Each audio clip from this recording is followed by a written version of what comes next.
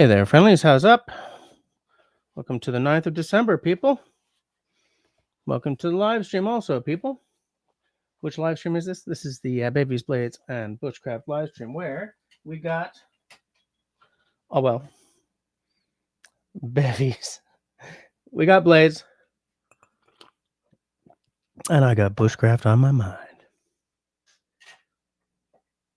Excuse me. I do realize that Bushcraft is one of those things where context is key when you're talking about it with too much excitement in your voice. He said, hoping to hell that nobody actually understood what he was saying. Right. So this is the live stream where we talk about the stuffs, but first we start with the house cleaning, which is the part where I say, if you're watching us, time shifted to tomorrow or next week or whatevs. Thank you. Thank you for showing up, even after the fact. Thank you for dropping the commentations. Thank you for being a friend to the channel. And if, as a friend of the channel, or someone who's just coming on by and seeing what all this crap is about, and you do happen to enjoy what you're seeing and hearing, throw me a little happy smiley thumb there. If at some point you really kind of hate what's going on, that's okay. That's fine. A frowny thumb works just as well. And if you would like to take a more active role in supporting the channel, keeping me in stuff like knives, axes, or more realistically, batteries for that light right there, or memory card, batteries and cards, memory cards, SD cards for that camera, then I invite you to slam the join button that's right down there. Open it in another tab so you can still hear the dulcet tones of my voice. And there you'll see the 2 tiers of membership that are open to you for your hard-earned folding cash, as well as what each tier gets you. Okay, have I been clear? I think I've been clear enough. So before we do much, there is not much to do. I do want to see who's been kicking with us. I did see that Chris, the peanut trucker, was the first guy in, just as I hit the the post button on tonight's live stream. The hell? I got a little hair there.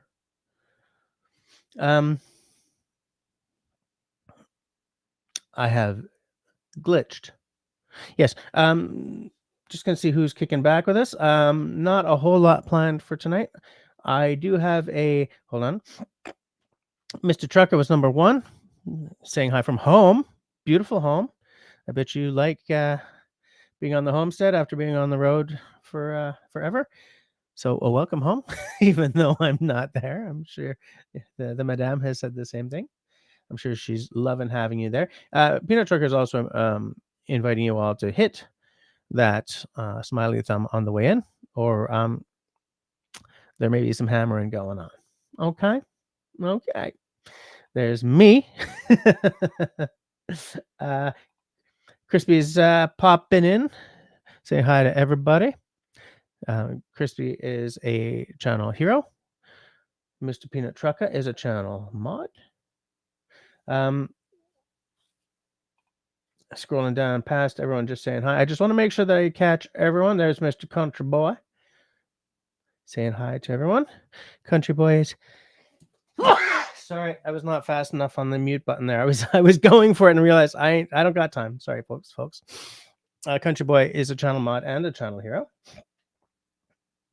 Oh, that one kind of hurt. Christy likes the title tonight. Thank you very much. It's a 3-part title, because last week I think I said you'll love it.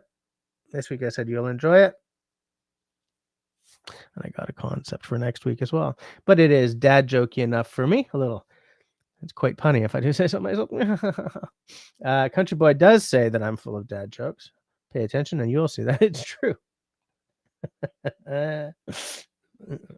Up, and there's Mr. Jerry. How you doing?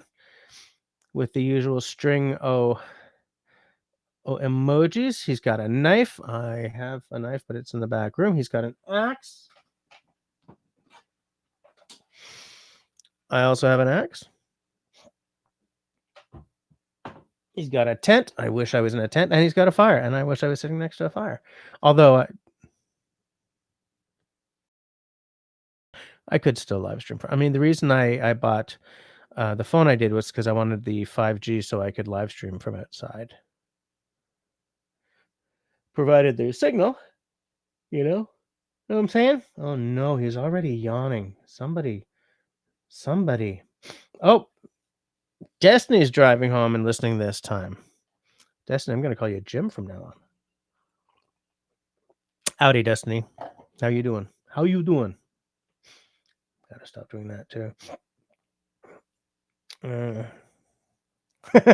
Chris says Destiny probably had to go get her own snacks tonight. Hey, Steve Grounds just became a member. Really?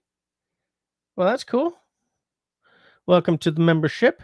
Nice to know. Welcome to the Scouts, Mr. Steve Grounds. So that makes Steve Grounds also a channel hero tonight. Oh, I see. I get it. Because I thought he was already a member. Got a new phone and had to rejoin. Why the hell did he have to rejoin? Like, why didn't the membership just transfer? Yep. That's what we're trying to say. Why didn't the membership just transfer over to the new device? That doesn't make any sense to me.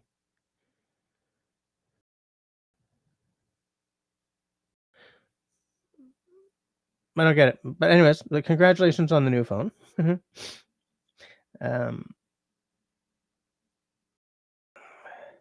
Uh-oh. Rained all night at the camp cookout, but it all went good anyway. That's good to know. Kind of puts a damper on things, says Country Boy. Oh no, he's on a roll tonight, people. Hey there, Bluegrass Bigfoot. Loving the new name, even though now it's hard for me to remember who you are now, though, right? So I'm gonna be like, oh no. Anyways, hi Mark.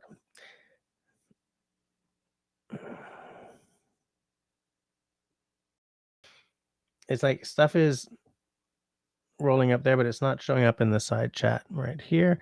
So I'm just waiting for it to happen. Just waiting for it to happen, to be great. Just waiting for it to be great. It has okay. This is so weird. Okay. It unsubscribed him from everyone. Russell and Sean, I think it was because he went from an Android to an iPhone. But it's weird because it should be in his YouTube membership. I mean, if that's what happened, that's what happened. It's just why? I said, why? That shit don't make no sense. It's okay. It's after the first 8 seconds. I mean, I'm not going to go on like a profanity, tear or anything. I'm going to have some tea though, because you know why? Do you know why? What do I say about tea? It's a good drink. Sure be's a good goddamn drink. Okay, I thought I was getting messages. So what are we going to talk about tonight? I do want to give an update on something. Let me check the Discord to see if I'm going to talk about that now or later, because I do not remember. Is Jim here? Is Mr. Raven here yet? Somebody remind me when he's here. I did profanity is my superpower, says Country Boy.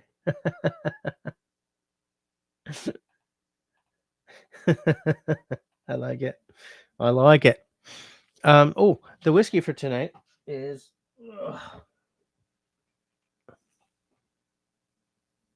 maybe it's not. Hold on a second. Let me put this here. Because if this delectable tealing is getting down near the bottom, I should probably work on bottling this down before I... Come on. Foo. Come on. Foo. Hey, Paul.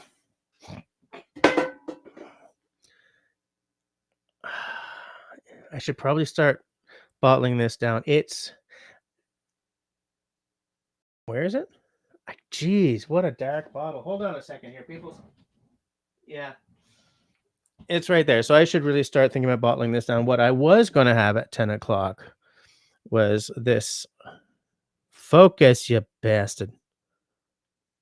Come on, you can do it. Is this Compass Box Spice Tree? So, Compass Box is a blender, but they're kind of an artisanal blender. Uh, I'm trying not to go too hard on the Spice Box because they just changed master blenders, and like the first thing the new dude did was discontinue like most of their classics, and I believe this was one of them. I'm pretty sure the Orchard House is. Paul, you know as much about this as I do. I think Orchard House is also discontinued. I have a second bottle of Orchard House that I ain't opening until I really got to, but I believe this is also discontinued. But this is also sort of sitting where that can sit for years like that and not lose its power. Whereas this, I should probably just start bottling down. So that's gonna be my. It's the Irish tonight for the 10 o'clock dram. However, I'm putting them both down here so I can see my screen.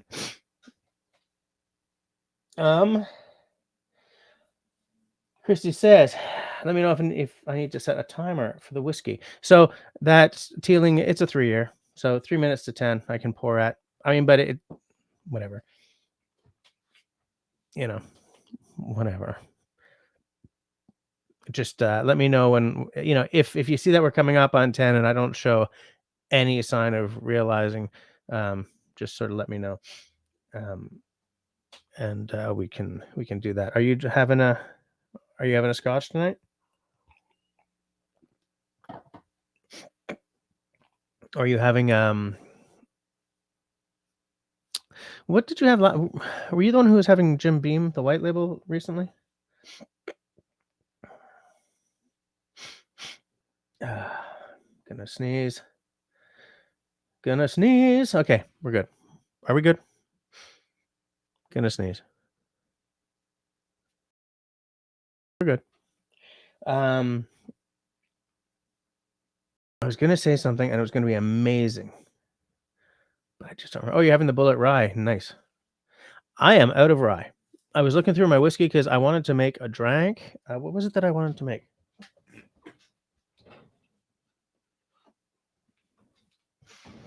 What was it that I wanted to make? I was gonna do like a cocktail live stream this week, making something, but I don't remember what it was. Was it a Toronto? No. Come on, pages. Nope, those are mocktails. Nope. I wanted to make a Sazerac. So a Sazerac is rye, sugar cube, soda water, kind of like an old fashioned. Some people don't do that, but I'm a classicist. Peychaud's bitters, absinthe rinse, lemon twist. It's delicious. That's quite good. And I was like, nope, can't do that because I don't have any rye. So I was like, I'm going to do a Toronto.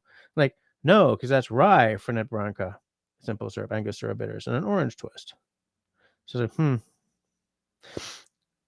and then I was going to do a Ward 8 because I was like, hey, I don't got no rye. Oh, wait, rye, lemon juice, orange juice, grenadine. So what did I end up making? What did I? Oh, I made a revolver. But I didn't do the live stream, but I made a revolver. Bourbon, which in my case would be bourbon in inverted commas, right? I would use the Canadian, the last of my, well, not the last, but I'm getting low on my Tabor corn bourbon 101. So that's bourbon, coffee liqueur, orange bitters, orange twist garnish. I actually shot that for a video from my TikTok, it's because I received some dried fruit. A small company in Ontario making the dried fruit for cocktails and stuff. And so I made a video. I haven't finished editing it because I continuously sit down and fall asleep.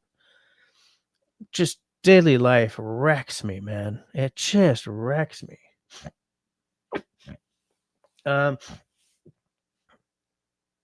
Okay, I'm going to scroll back. Yes, you did have the Jim Beam recently. Yeah, okay. Country Boy is about to reorder from both Macaloni's and Okanagan Spirits. Man, I support that. I would do it too if I could right now. Oh, she home? She home? Destiny home? Got a smorgasbord of pizzas with crispy sesame seed crust. Yum. And you had to pick it up. That's fine. What the hell did I make tonight? The hell did I make tonight? Oh, I made just a very simple tortellinis with like a tomato sauce, but I also like it was just a yeah, tomato sauce. Just a bottled one from a local company here. The name of which complete for Stefano's. But I also took I had like half of one of those plastic bins of spinach left, so I de-stemmed those, cut them small, washed them, did that in a pan with well, I started with 2 gousses de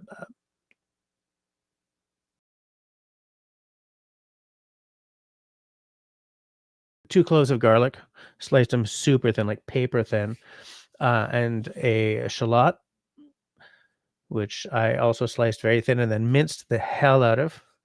Threw those in a pan with a little olive oil just until they're fragrant. Then I threw in the still wet, um, not garlic, spinach. And then when that had reduced, then I added the tomato sauce into it. I was using like a wok, so I had a lot of space to work, and then got that sort of bubbling and combining. And when my totals were ready, I put some of the pasta water in to a create more sauce because those bottles are not really big enough for a family of three and a half. And then I just sort of drained my tortellinis and scooped them in, mixy, give to the family. Nobody complains because it's delish. I mean, that was a simple supper. That was not a that wasn't like a fun. I don't. Okay, I've told you guys that I really like to cook. Not so much when I'm cooking for the family and it feels rushed because they're coming home and I got home kind of late and blah. But I still really like the whole process, especially like the mise en place where you're chopping all your stuff to the right sizes and you're putting them in all these little bins, like cups, little whatever bowls. Uh, I love the process of cooking when you're into it. Excuse me, when you're into it rather than you're rushed, right? You can do it right, you can do it relaxed, and you can just enjoy the sensations of you're cutting a cucumber, you're getting that fresh, crisp but earthy kind of smell, and of course you have to pop a piece back, and the taste is the same. Or you love it. I hate baking, but I love to cook. That's a very long way of saying it wasn't my most interesting supper, but it was successful. I just do tend to talk, don't I? Ugh, I just go. Country Boy is asking if Crispy has found the bullet 10 year yet, and I'm gonna say probably not. Did you get those holiday drink ideas I sent you on the Discord? Not sure about the measurements, but I know you can. Oh, the picture you sent me.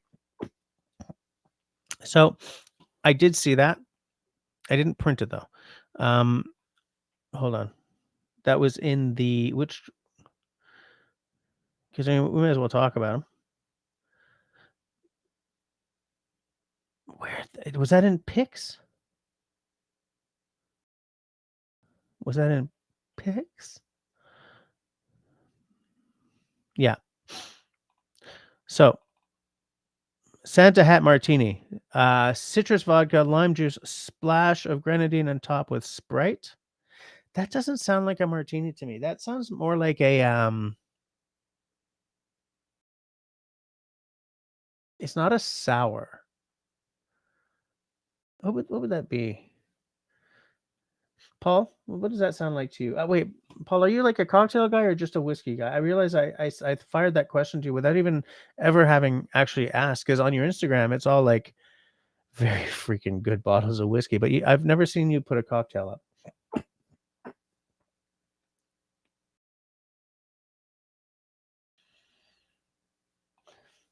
Maybe the instigators here. You're from Paducah, Kentucky. Paducah. The way that's spelled, it sounds like an Imperial Guard from Dune. Oh no, those are the Sardaukar. But that doesn't look like a real place to me. Paducah. It's like a word Jabba the Hutt would say. Paducah. Shut up, Jesse. What the hell is with you tonight? Crumbs. Whew. Paul, have you ever made a Scotch Negroni with peated Scotch? No, but that statement will no longer be true after this week. Let me check my Negroni measurements to see if I'd have to move anything around. These pages do not. So something about my new ADHD meds is that I have bit my nails to the quick. Like I have to touch everything real light because they hurt like hell and they're disgusting. And like my skin's all dry. So I think I'm gonna have to change these meds. Let me just take a look.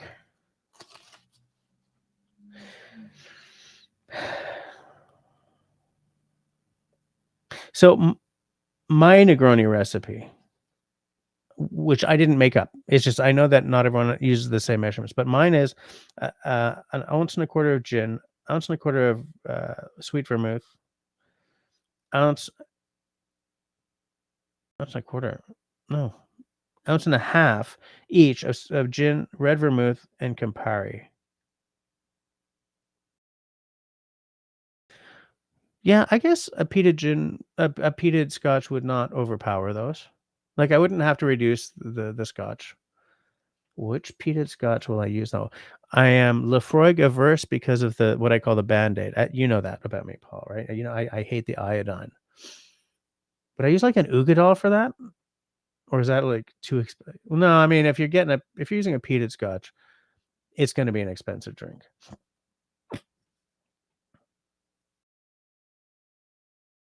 I still have a Lechig.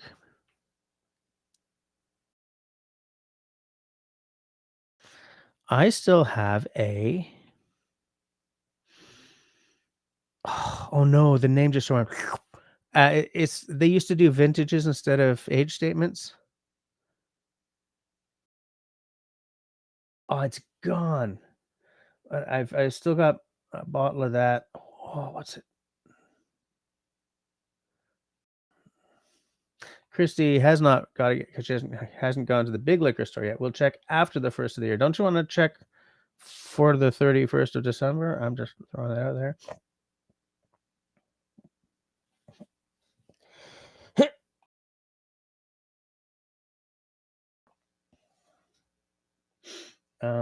Mr. Russell popping in to say, making a fire in your wood stove so I can delight in the heat and warm glow. Well, show off. Show off. Just sort of scrolling on down. Destiny says, great Cozumel video, Russell. Beefy cakes looks great. I knew it. I just knew something was going to happen conversationally here. Enjoying a wood stove is one of the best things ever. He knows that I'm not allowed one because I live where I do. Hey, there's Hike with Mike. How you doing, Mike? How's the weather down there in Florida tonight? You warm and dry? How's the school year going?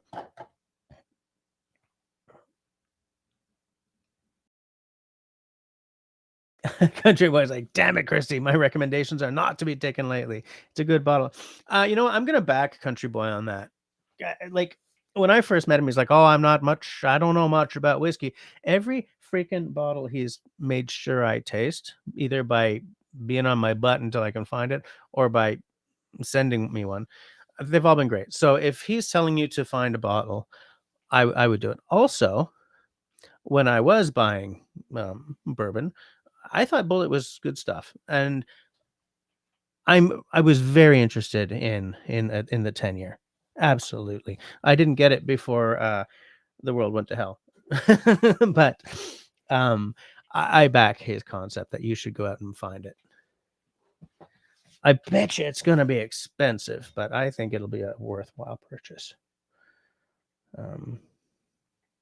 Country boy cannot spell tonight. I cannot spell very well either. In fact, I'm terrible at spelling.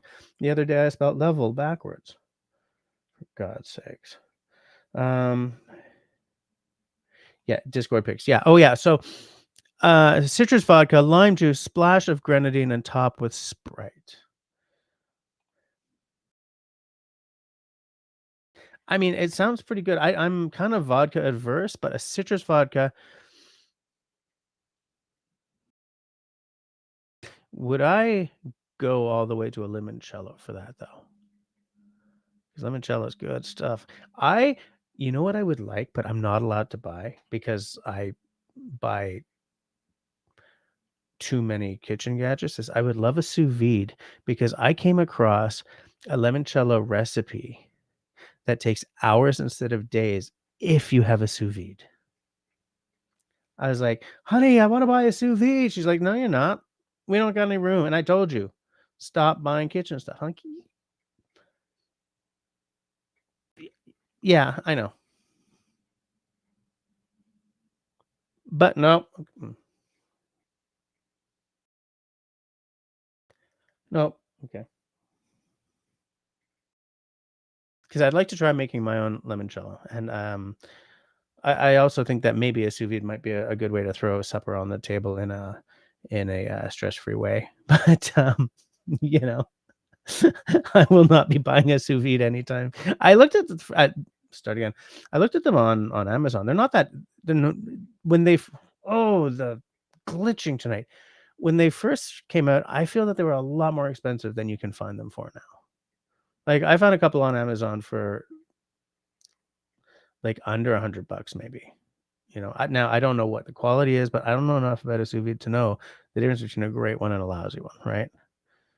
Um, Anyways, not gonna happen. But limoncello, like I might go past this because here's the thing: am I gonna buy a bottle of citrus vodka to try that cocktail, and then I'm stuck with a bottle of citrus vodka? I'm vodka averse. I- A great vodka has no taste, right? So, like, what does vodka bring to a drink aside from just octane? Yeah, it's almost like a blank canvas. Y- Actually, it's almost like a blank canvas. I had not thought of it that way. Feel like maybe the power of vodka is that it's a blank canvas for you to build on.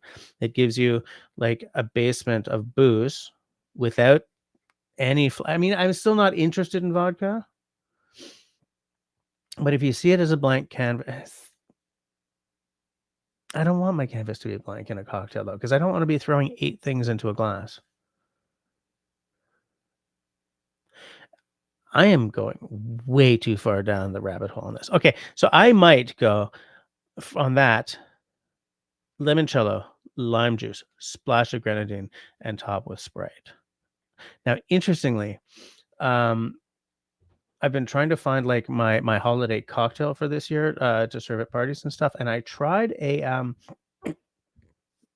excuse me, I tried uh, a limoncello spritz recipe that I found on TikTok. Okay, so it was like uh, what the hell was it? Limoncello, pomegranate juice, club soda, prosecco. I was like, this sounds pretty good to me, but and then it like there was no big hit of taste. It was a little too flavor free. So I'm going to adjust. I think I will up the limoncello and pomegranate juice by like a half ounce each and remove the ounce of tonic. It's not tonic, it's club soda. Remove the ounce of club soda. Maybe that will help. Maybe. But it reminds me of this. Peppermint espresso martini. That's espresso vodka, Kahlua, peppermint schnapps, and Irish cream. I don't have any of those. This candy cane sounded good, but like I think that says house vodka, Smirnoff, strawberry schnapps, and grenadine. Where's the mint element if it's a candy cane, right? Where's the peppermint element? And why is there like a house vodka and Smirnoff? And which Smirnoff is that? I don't know. Cinnamon apple horchata, Crown Royal apple, rum chata, topped with cinnamon. I don't know what rum chata is. Oh, How to Drink did a recipe on that, didn't they? The Grinch, though. Listen to this: Parrot Bay, peach schnapps, blue curacao, and orange juice.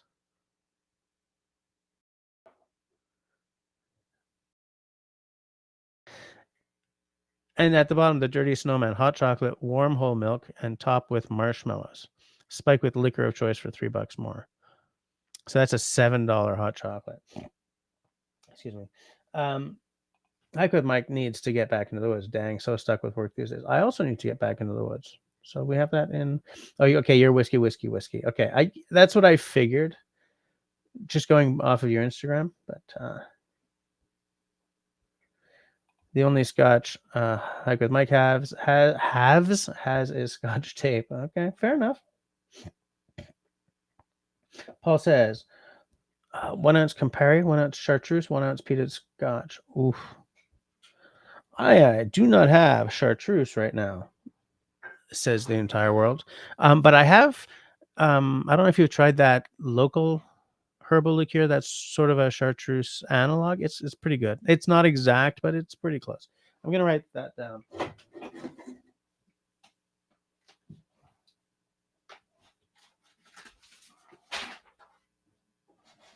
I meant to do that. I'll clean it up later. Oh, here's that 2 ounces of limoncello, 2 ounces of pomegranate juice, but I might try sour cherry as well.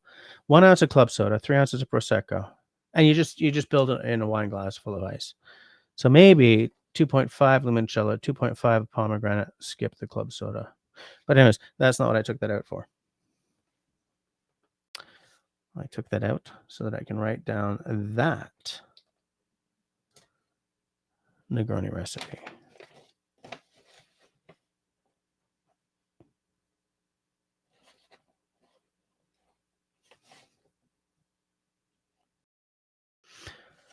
What else? Campari. I like Campari so much better than any kind of vermouth. I actively like Campari. It's bitter. It's beautiful. Some people don't like it. I'm like, give me the Campari. I like it. I like it like that. I like how you listed the ingredients in ascending order of expense as cocktails should be built. That's green chartreuse, or is it yellow, Paul? I'm thinking you probably meant green, but because that's sort of like what most people talk about. I'm writing green, but if it's yellow, just let me know.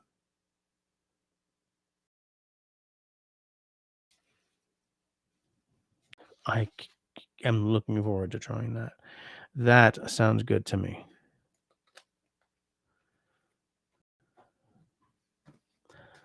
I like me some and it's for me. It's the season of peated Scotch, right? It's the cold part of the year. Yeah. Oh, visiting there's a quilting museum. I'm not going to go again into how much I respect quilting, but yeah. Oh yeah, I could use a Benromic. Sure. The last recipe I saw was with Lafroig 10. Nope. Actually, I don't. It's been very long time since I've had a Lafroig 10. The last Lafroig I owned was I think a quarter cask, and there was just too much iodine, and iodine is part of the Lafroig taste, but like the older ones don't really have that. I had the good fortune to taste like a really old one, and it was very, very gentle. Russell is still showing off about his wood stove. My wood stove is now crackling. It's like a delightful musical romance.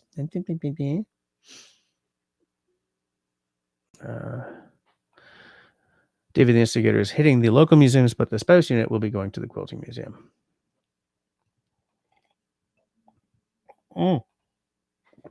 Hi there, the real Grace Martin. How are you doing? How are things in Graceland today? Graceland. David is asking, show up on screen. David is asking if Ray fixed the stovepipe or must he wait for Friday's video to find out? Oh ho, is there a mystery afoot? Destiny says that the special unit is now a QQ. The hell's a QQ? What's a QQ? Somebody got to tell me. He got the new pipe and cap on. One of the more dangerous things he's done here. Don't say that it's dangerous. You'll absolutely send poor Destiny.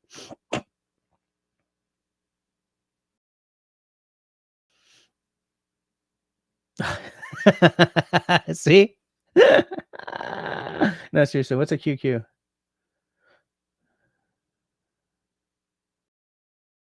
I'm pretty entertained. I'm pretty entertained. Apparently, the 10-year is not that expensive. I think it was $60 in. Oh yeah, I'm still not going to buy it. Kanekistan is QQ2. What is QQ?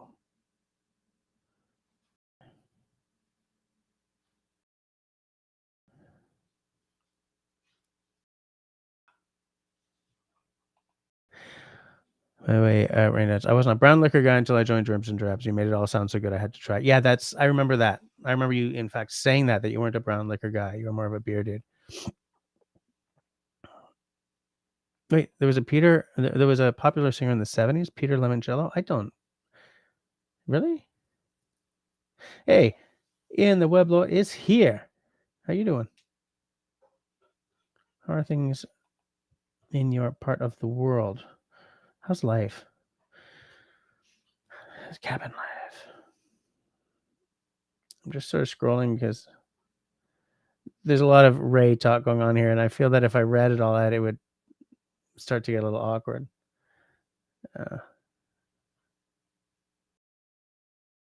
Homie in the house. How you doing, homie? You get anything cool? Any new cool stuff lately? You know what I'm thinking of putting right back? I just totally whacked my hand. Right back there. I guess it would be too high to be on camera, but the reason I have this axe out, now that I've seen Homie reminded me of this. The reason I have this axe out is because I was going to, before the live stream,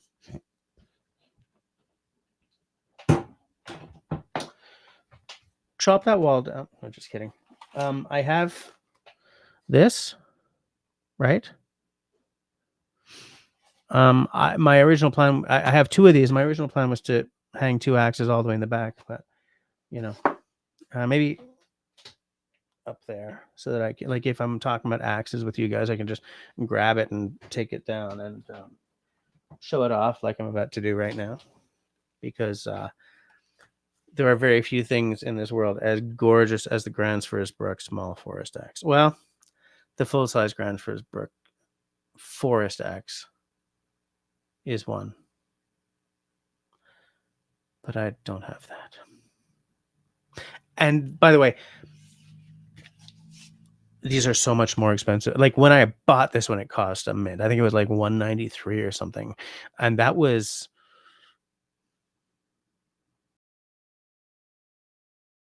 how long have I had this? I was still working at the magazine 15 years ago. Like what they cost now, I greatly love the Grandsfors axe. I think Grandsfors Brook makes the world's best axes. I love them, and I don't think I'll ever be able to get another one. I don't think I'm ever going to be able to afford another one. That Swedish carving axe that I have, that I did 2 reviews on, that's a $300 axe now.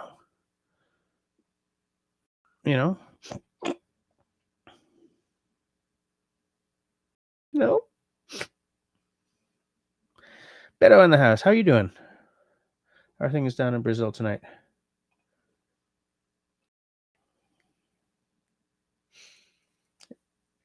Everyone's just sort of saying hi and still talking about Ray. Does that guy even know? Yeah, he knows. He absolutely knows. But does he know that he's taken over my channel as well as yours? Green chartreuse. Okay, thank you, Paul. Yeah.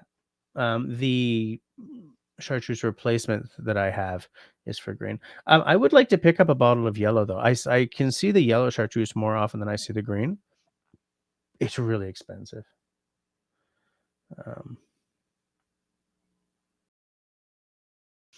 Oh, we quilt this. It would be a great name for a quilting channel. That would be amazing. We quilt this city. Dun, dun. We quilt this city on. You don't really quilt on rock and roll, do you? What do you quilt on? What do you quilt upon? Yeah, Destiny. He's at home tonight. He's sitting at the home files.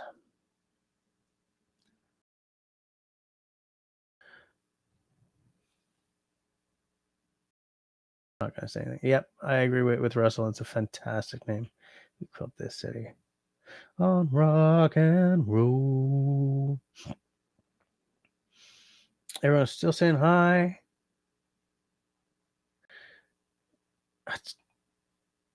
What the hell is a QQ? This is something we're gonna feel real stupid about, right?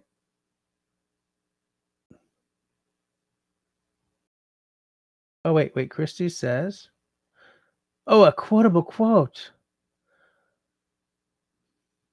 You know that part where I said I'm gonna feel really stupid about this? I'm here to help.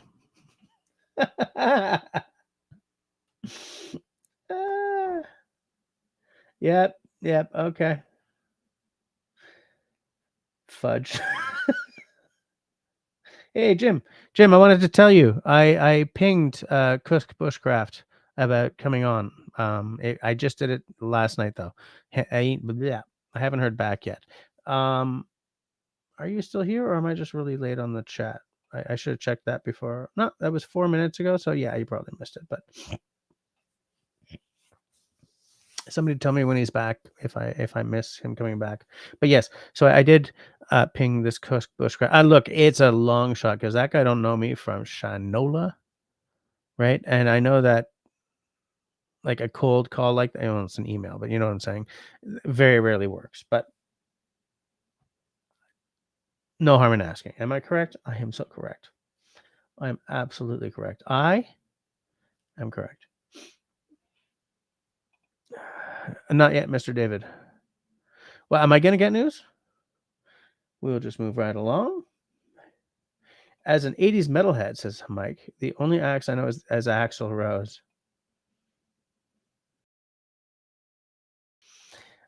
Ooh, homie's got a bunch of merino wool clothes and a Fjallraven Kaika 55L backpack.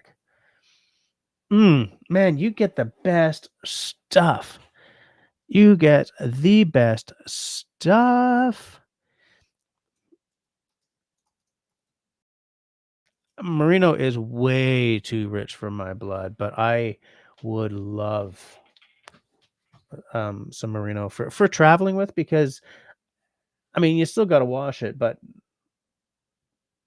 it's okay. The real magic to merino, you guys probably know this, but the real magic to merino for me is that it is temperature regulating, right? Whereas with some sort of wool clothes and stuff, it's just it brings up the temperature. With merino, you're at the right temperature. It regulates. You're at body temperature, so it warms you up and everything for sure. But you're not getting overheated because you're on a hot day, kind of thing.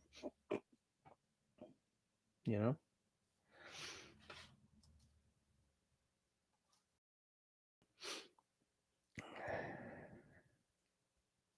What's the 55? You got the 55 liter.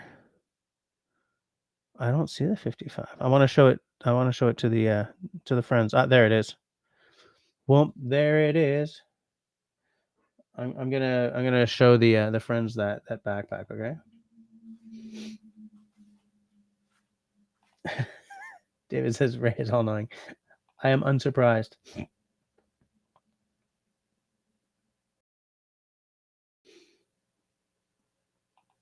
We built this city on needle and thread.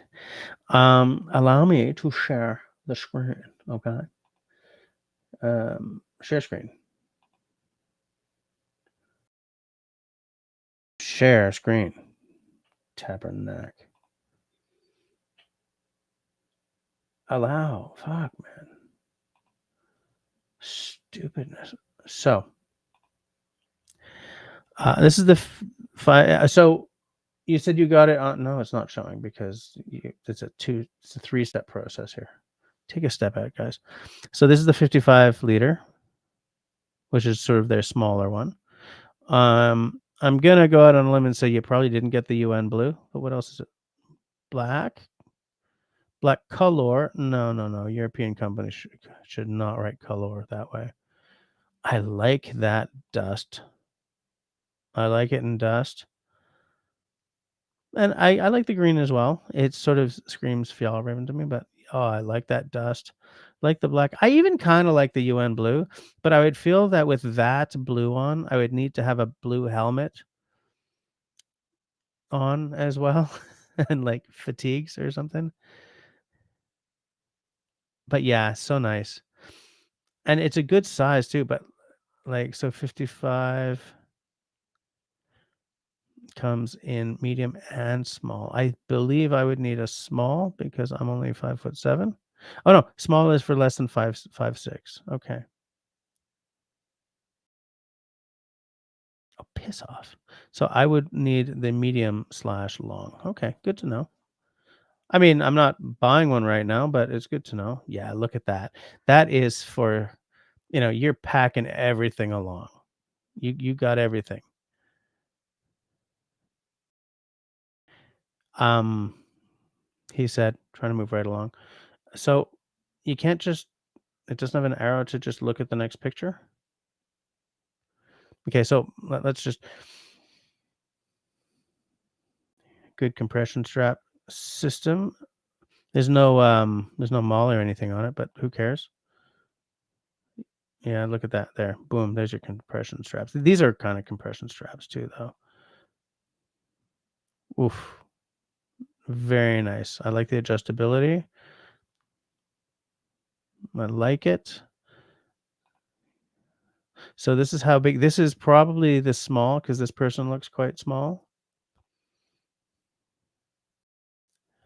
Um, Not to make too fine a point of it, but they definitely picked a model that clearly they knew would be Jesse Kryptonite.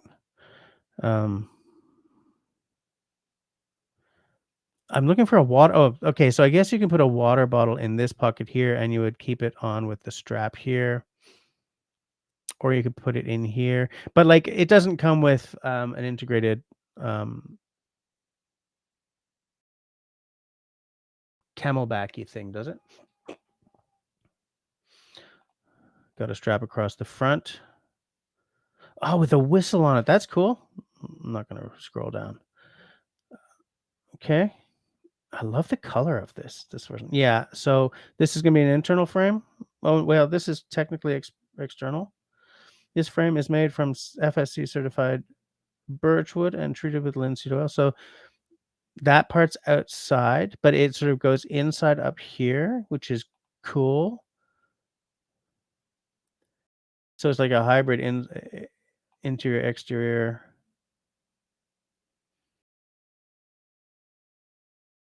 Yeah, I love that. That is cool. That is really, really cool. I like that a lot. Nice purchase. And you said you got it on a Black Friday deal?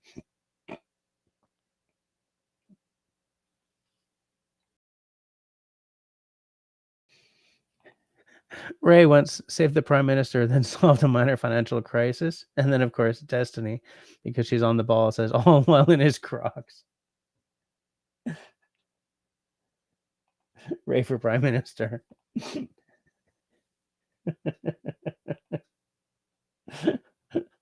Country boy. MI6 relies on Ray.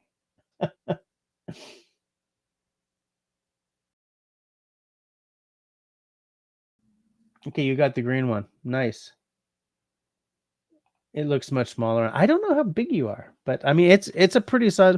I mean, even at 55 liters, it's still a pretty sizable bag. I don't think that model is necessarily weighing the 55 though. You know what? Mm, no, never mind. David is asking if there's an internal frame. It's sort of yes, mostly. Countryway says, "Nice looking pack. Too bad I'm too old, fat, and lazy to hike."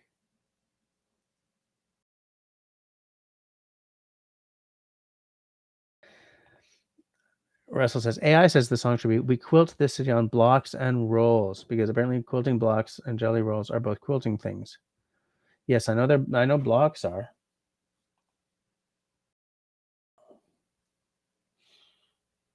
Or is blocking how you block out something when you lay it to dry and you don't want to lose its shape?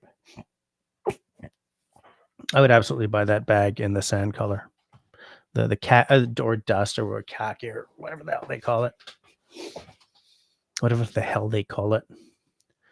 There was a backpack that I really wanted for a long, long time, and I thought it was discontinued, and then I discovered that it's not.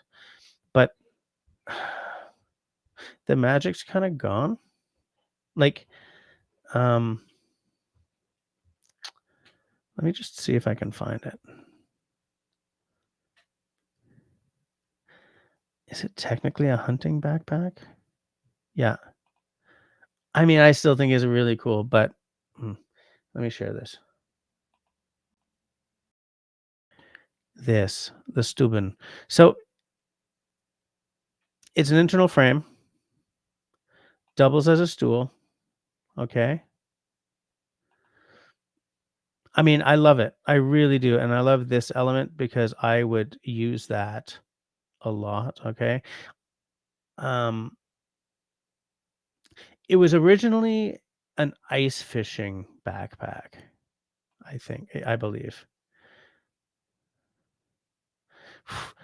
You cannot hunt with a silencer in Canada. This is how I know this is a Scandinavian picture. But like you're sitting on it, right? I mean, let's not show the boom booms on my channel, right? You can reach down, you can unzip, you can reach everything inside. It's got a little.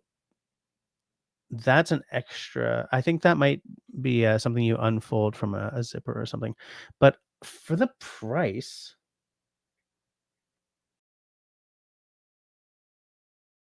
hold on. Yes, Christy, I will pour. Which one did I say I'm pouring? The Irish, right? Did I bring down a glass? Yes.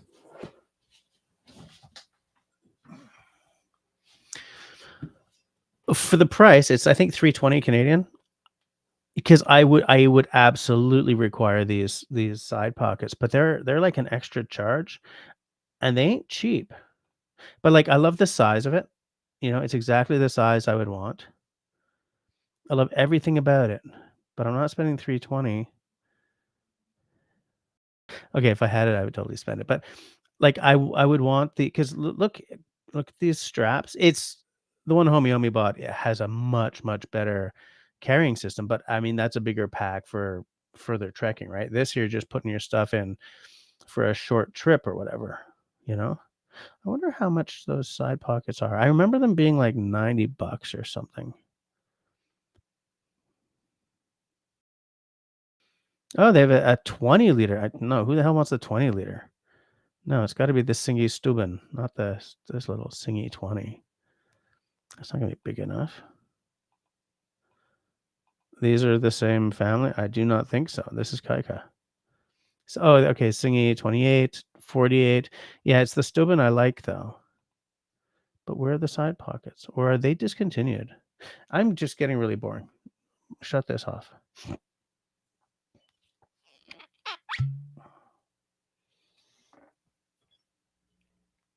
Um,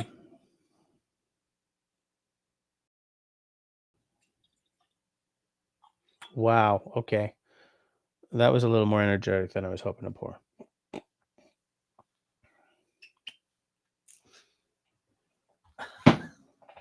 Country Boy is absolutely on a roll tonight. Doubles as a stool. Sounds stinky. Yuck. Excuse me. Oh, a quilt block is made. All right. And a jelly roll is a strip on 2-inch fabric sewn together. Yeah, okay, but they're both still terms for quilting though. Right? Fitzy says a City Girls quilt from a gift from a while ago was gorgeous. I remember seeing that, but yeah, absolutely. Destiny, why can't you hunt with a silencer in Canada? I'm curious now.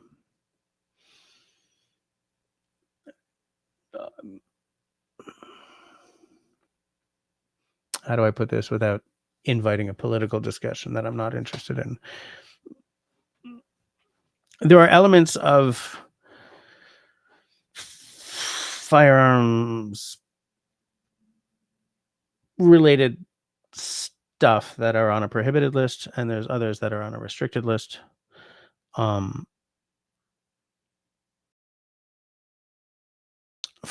Silencers are problematic.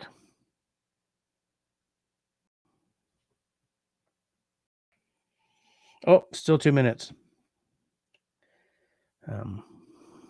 They're straight up illegal, actually. Silencers are absolutely prohibited in Canada. That's all I'm going to say about it.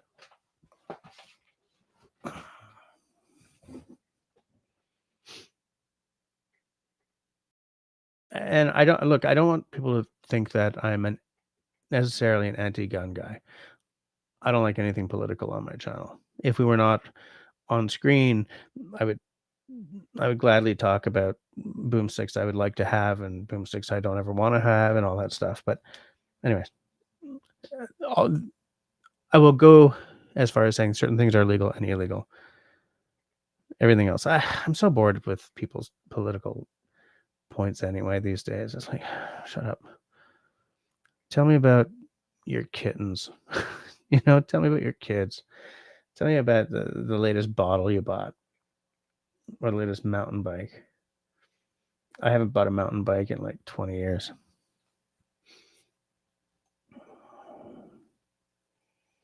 One more minute. I do like the smelling. If Paul's still here, are you did you crack you having a dram? You having a dram with us? Christy's having a dram. Russell, what are you having? I saw you with a Glencairn on your latest books, the festive bookses. What are you having on this night of nights? See, now I keep looking at that Fjallraven and say, that's my favorite apparel brand, bar none. Bar none. Everything I have by them, I love. I can't buy it very often, but when I do, like I look at it for months and make sure that I'm picking the right thing and which color do I like? Because I always like the green stuff, but I have I feel a pull towards sand colors and brown colors a lot as well. And blue is my favorite color. And it's just like, just so much pretty stuff on that site. I don't like everything they make, but I don't like everything anyone makes. Paul, no dram tonight. Okay. Fair enough. Country Boy's having the Rito again. Have to make room for some good stuff from BC. I'll be very interested to hear what you have. I still haven't bought a Macaloni's. Paul, have you bought a Macaloni's? We have one outside kitten that has a short tail. I do miss having cats. I'm allergic to them, so I'm not supposed to get any, but I do miss having cats.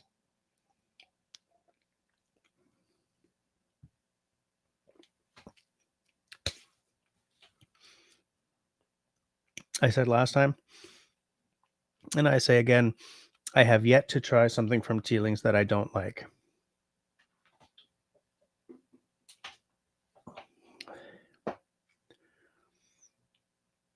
And it's non-chill filtered. I've said this before, though. I don't know what natural character means. I don't know if that means that there's no caramel color in there or not. But if it doesn't say natural color, Like natural character is just too unclear a term for me. Paul, have we had this conversation before? Are you the one who told me that it is uncolored? Uh, Jim says silence in the U.S. kind of promotes poaching at night. I could see that. I could absolutely see that.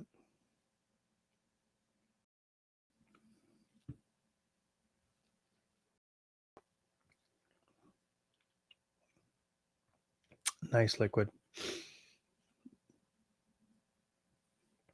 Paul, you've had macaronis and have 2 bottles unopened. Okay, if you've got 2 bottles unopened, then I should probably just buy the next macaronis I find. I have my holiday dram here. I'm not opening it tonight. I'm opening it with a friend of mine over FaceTime tomorrow, and then I will make a video about it for my other channel. I've had this forever. I think Paul, you know these guys, I'm sure. Oh, for God's sakes, with the focus. I mean, part of the problem is that it's gold lettering, but hold on. So if I do this, the single malts of Scotland, it's a Leitchig 13 from the Isle of Mull. Massively looking forward to trying this. I've never opened a single malts of Scotland bottle. I don't know how good a bottler they are.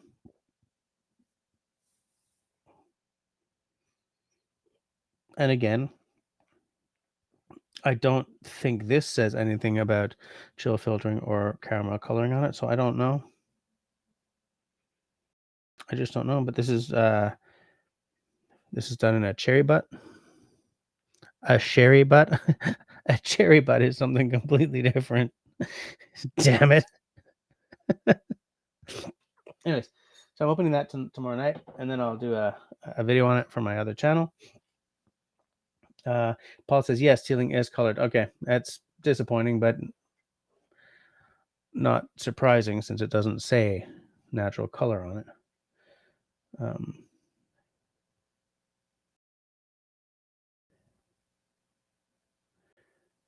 So, Paul, is the Kildare the one I should be looking for?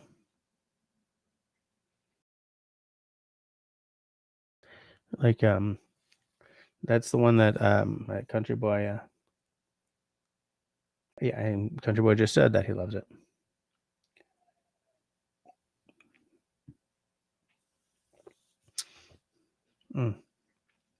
So good.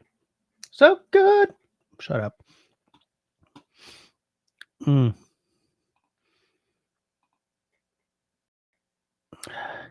Thing is, looking at the Fjallraven site makes me want to be out in an early winter forest. You know, light snowfall, billowy snow on the branches around me. It's mild. It's like -10, maybe -5. It's got that early winter light. It's early in the day, so it's still bright and cheerful. It's also beginning to look a lot like Christmas rather than, oh my God, it's 4 p.m. and it's getting dark and I don't have a tent up yet. Snowshoeing. Or maybe I've arrived where I'm going to be. I've got a hot tent set up. God, I want a hot tent like you guys would not believe. No, you guys would believe. I've been talking about that 10 by 10, the Esker that you can get at the Canadian Outdoor Equipment Company. I've been talking about it for years. So you guys know. But yeah, starting a fire. That's what Fjallraven clothes say to me. Because I only wear them when I go to the woods. I wore my I have a shirt. I wore it to work a couple of times recently just because it was really getting cold. But I like to keep those clothes for when I'm out doing bushcraft, drinking whiskey by a fire. There is nothing better. To have the motif, right, you've got to be drinking your whiskey from either like a wooden kuxa or an enamel cup, blue with the speckles. My kuxa I bought from Siberia back before we weren't buying anything from Russia. One guy making them in Siberia, he was still fairly new. The cooks is great. He got a lot more expensive very fast though, because suddenly everyone was buying his cookses.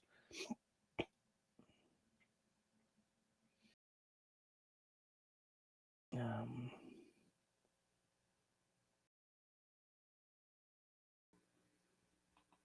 Homie Omi sent me a pic. Okay, I will take a look at that. Meanwhile, Paul is saying, yes, I did try it at a whiskey festival. I also have the Kirkinriola. Okay, so Paul, if I'm gonna look if okay, so if I was at the SAQ and I saw Macaloni's, I think I've only seen Macaloni's a couple of times, and it's only.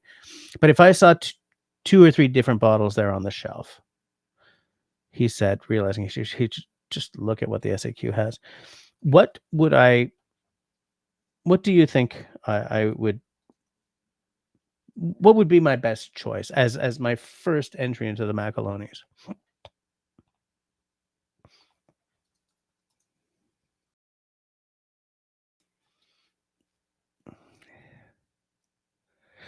Okay, so they have Macaloni Nabreg and Canna Haven, apparently. Do they have any of them in Stoke? Oh, they're not totally affordable, but like the Nabreg is 100. The Canna Haven is 114. Oh, and they're in Succursale. So I could actually non disponible en ligne. Oh, it doesn't give me any details about either of them though. What the hell, Holmes? Oh, okay. So the Nebrega is I don't know if it's aged or it's finished in Portuguese red wine casks. So that might be quite sweet, or it might have that sort of quasi rancid red wine thing. So the signature selection, there's no detailed info on these. Damn, guys. 46%. I like that. And I guess it's not finished in anything special. Oh no, Spanish Oloroso and Pedro Jimenez casks. Here's something I'd like to do, but I can't do without buying some stuff from Alberta because SAQ. I would like to have a bottle of Pedro Jimenez and a bottle of Oloroso, and then like two whiskeys finished in these two things, so that I can do a video where like I pour a little sample, a wee dram of each of those sherries to sort of just describe what, because like a Pedro Jimenez is going to be a lot drier than an Oloroso. An Oloroso is going to be a big sort of sweet, whoa, and I'd like to discuss how that affects the various whiskeys. But if I was to just pick one of these Macaloni's like sight unseen, it would be the Canna Haven.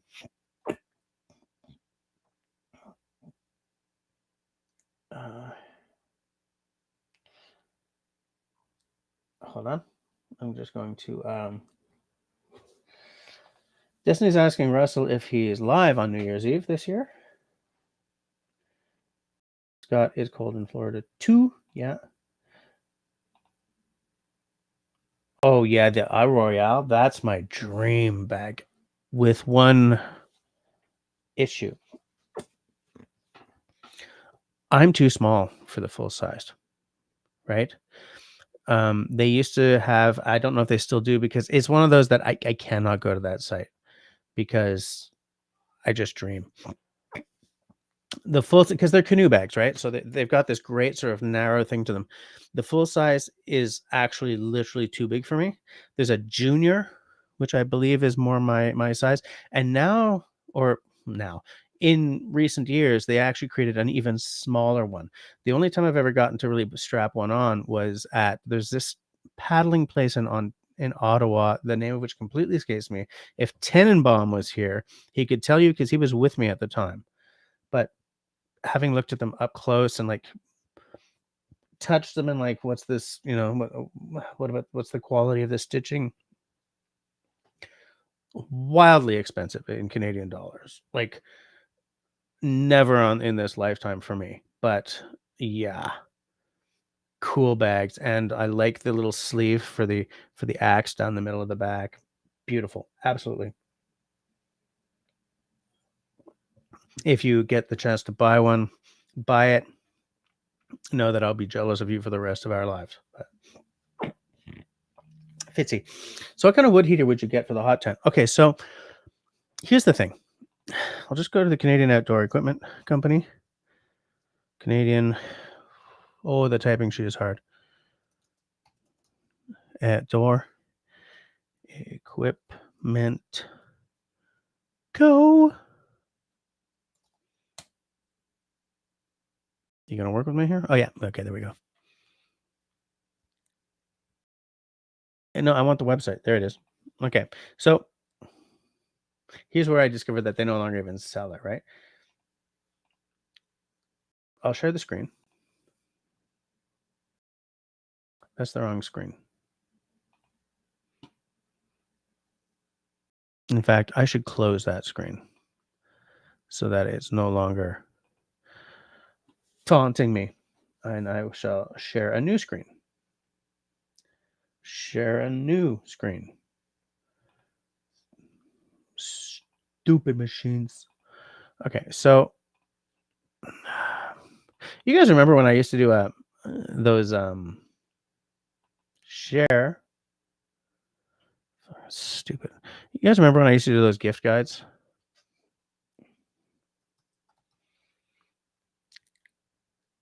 So the tent, they're so expensive. Like that's just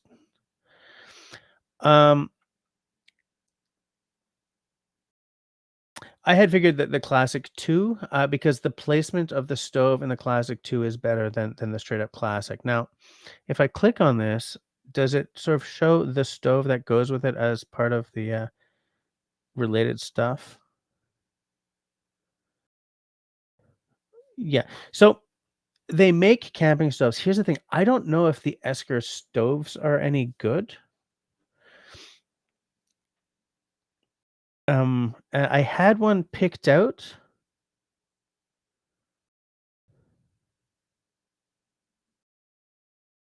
I'm just looking. Does it actually? They used to have like a suggestion for a specific stove.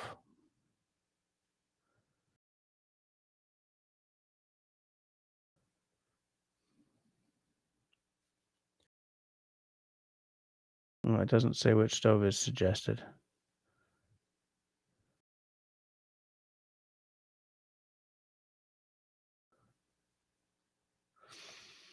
Was it the Huron? I don't think it was a Huron. But like it has to be like one of these kind of things, right?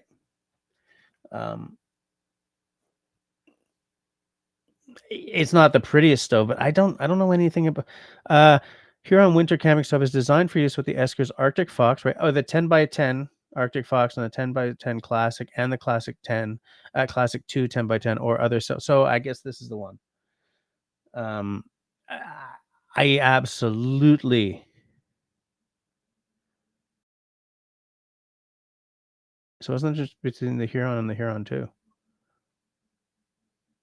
I mean, aside from it's not $100, but like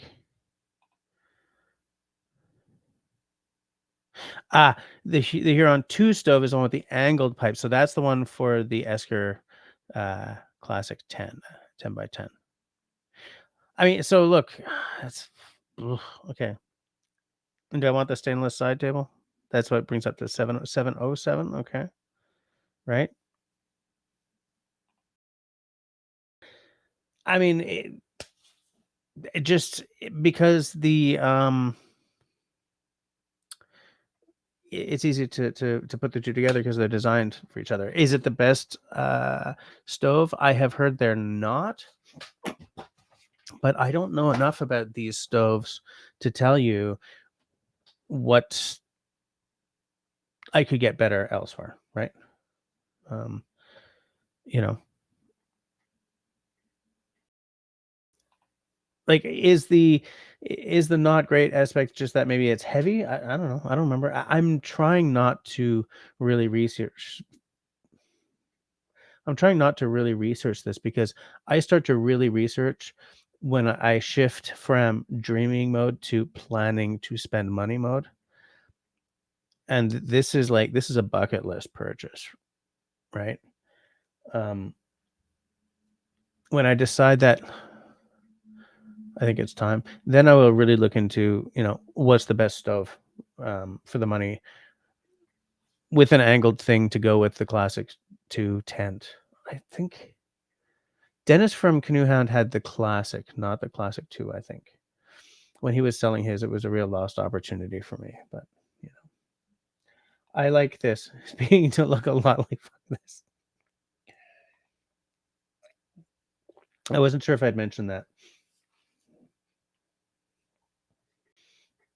Um,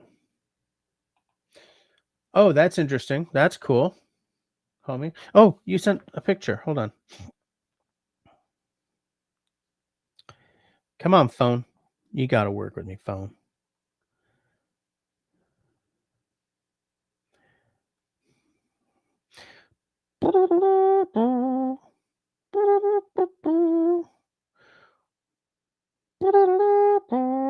Was that on Instagram? Stop singing, for God's sakes, man. Yes, it was. Now, how do I show this without showing your name?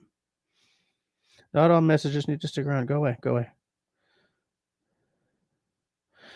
That bag does not look nearly as big on you as it does. Can I show this picture, homie?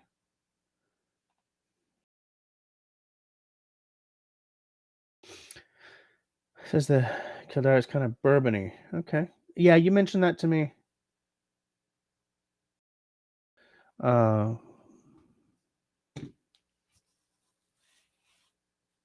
yeah. Why did the Irishman not buy the bourbon distillery? Because it was a whiskey business. God.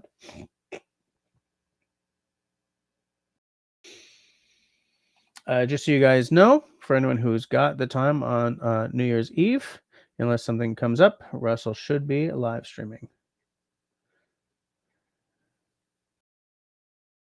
Christy says, Pomoli stove with glass sides and front.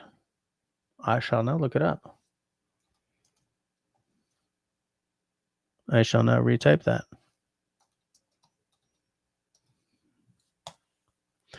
Pomoli, Pomola. By Tent Stoves. Camping Wood Stove Collection, Pomoli.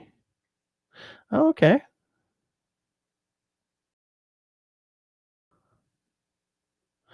Those are classy. Very classy. Shall I share the screen? You guys want to see these Pomolis? Pomolas? So like I'm not doing great here tonight, folks. Let me try that again, okay?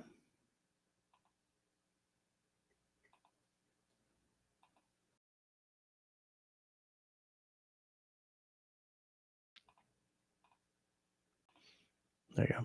Look at these. Look at that. With that like wooden front. That's classy. You can buy titanium side shelves. Hold on. Let's see what this does to the okay, so that's a 3-meter chimney, okay, with 2 or okay. Oh no, I have to upgrade the fire grill. Yes. There, $7.99. Okay, so interesting. Okay, so whether or not I take, oh no, 629 to 699. Okay, that's a very nice design. But 600 and such, 600 and so US gets really, really pricey. But I think they had some cheaper ones as well. Like I think this is sort of their, well, come on, fool. Yes, I'm not joining your newsletter. Whoa, $12.90. Whoops. Here's a tiny. This is too small for a 10 by 10 though. Like these are, like that's probably too big. But like maybe this T1 Mini 2 for solo camping. Nope. This is probably good enough for a 10 by 10. What does it say though? Oh, they're titanium, so they weigh nothing.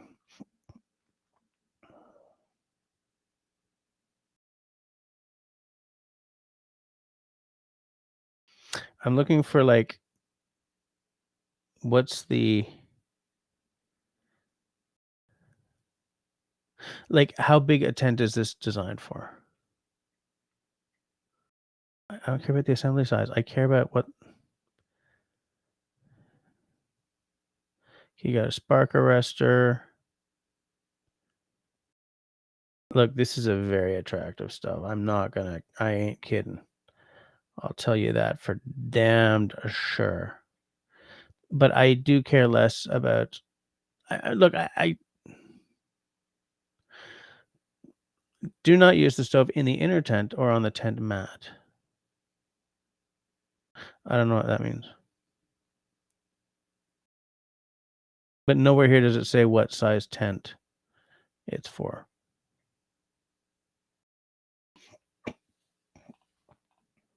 Yes, those are really nice.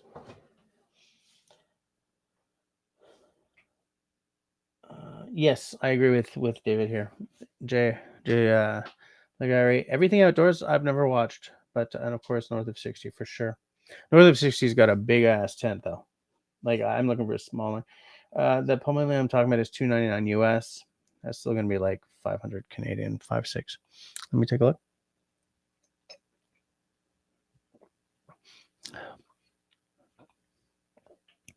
It's also possible that you can find them at better prices not on their website.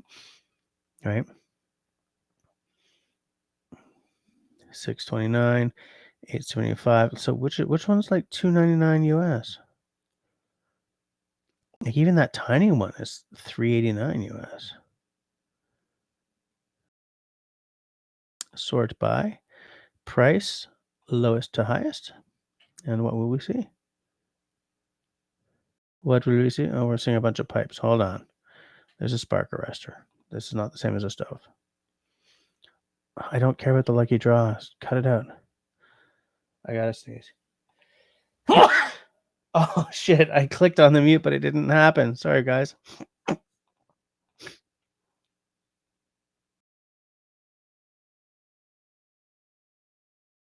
Oh, they have some like really small, like 239, 299. Yeah, these are really tiny. Maybe it's not that tiny. It's just like it's not titanium and stuff. 249. The T brick mini? No. Oh, it's an oven that goes with stoves. Anyways, look, I'm boring you guys. I mean, I'm not even showing it on screen. So forget about it. We're just gonna move right along. We're just gonna move right along. It is titanium too, really lightweight. They're very nice.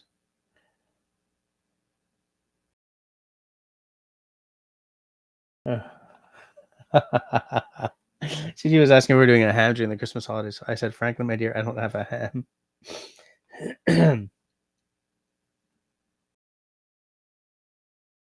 Okay, homie says, yeah, show it. Okay.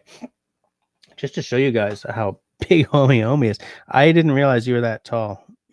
Let me justificate this, do that. Cover the name without darkening the.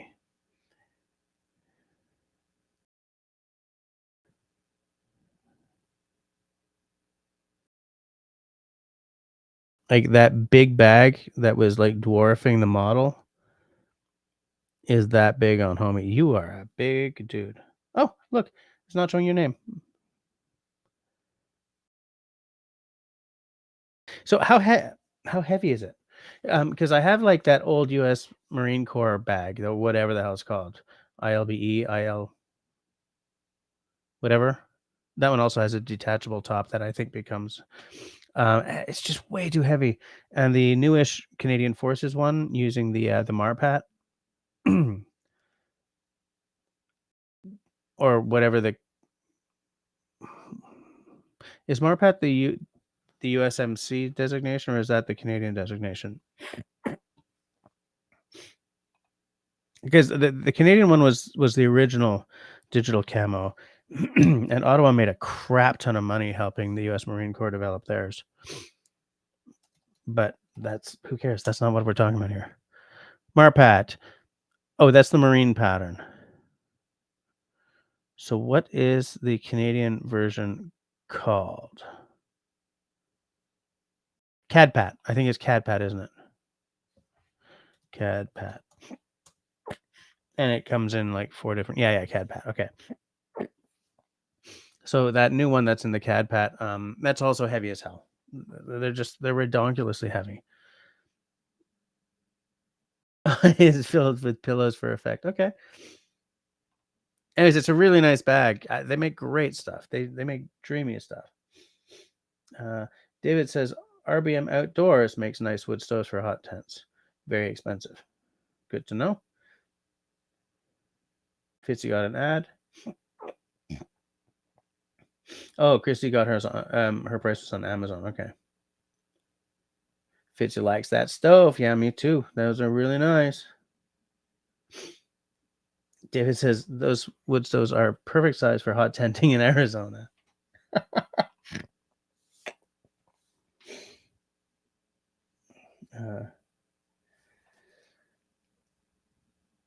Big chunk of ground meat, still trying to get through it. Butcher must have thought we had 10 people sitting down at every meal. Well, what they do is they put like whatever's what they should be doing is putting the non-desirable parts through the meat grinder. But having had hamburger meat made from good quality steak, I will tell you, true and freely, that it makes fabulous hamburger meat.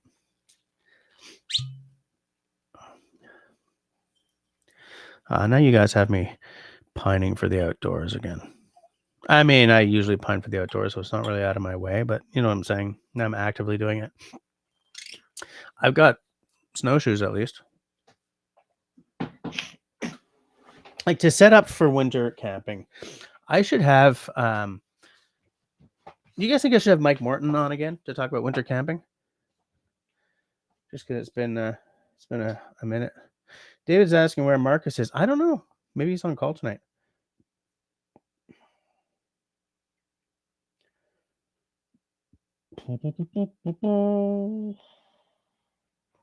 You're 6'1". Okay. It's not ultra. 2,900 grams. That's better. That's better than that U.S. Marine Corps bag for sure. Yeah. Yeah, that's true. You can make pepperoni sticks. You can make some ground. You can make pemmican. I would still like to make pemmican. I think I should make pemmican. I gotta make some pemmican. I want to try making pemmican. I want to try tasting pemmican. I bought pemmican, but I don't want to buy it because it's really expensive. I bought that that stuff from out in Saskatchewan. It's made on some First Nations somewhere. Delicious, but I can't be spending like $8 for two little, I used to buy it at Mountain Equipment Co-op. Then I tried to buy it at Mountain Equipment Company and didn't see it. Christy, how come she asked, didn't they put in 1 pound packages? Excuse me.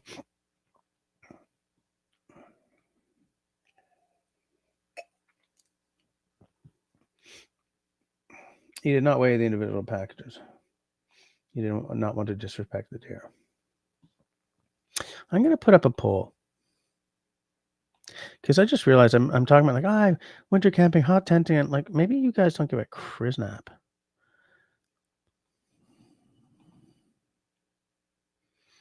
Start a poll. I would totally hot tent in the winter. I misspelled half of those.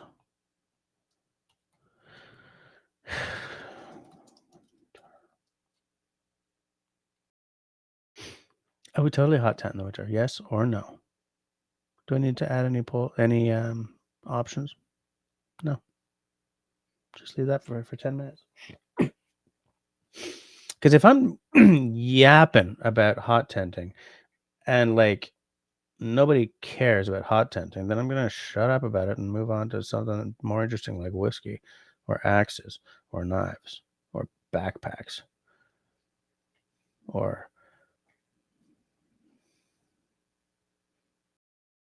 camp cooking or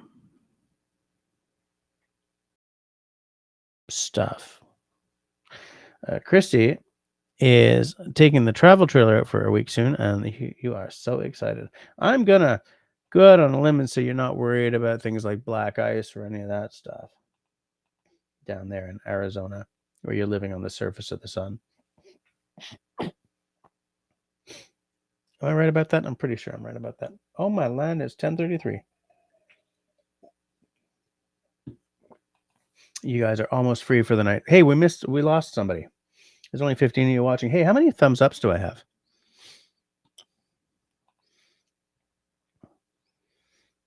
Like, why doesn't it freaking live update the thumbs ups and the viewer numbers? Oh no, the viewer numbers it's live updating, but the thumbs ups it's not. Like, why are you doing this to me, YouTube? Country Boy says hot tenting for hunting season is a dream trip to me. Never had the opportunity.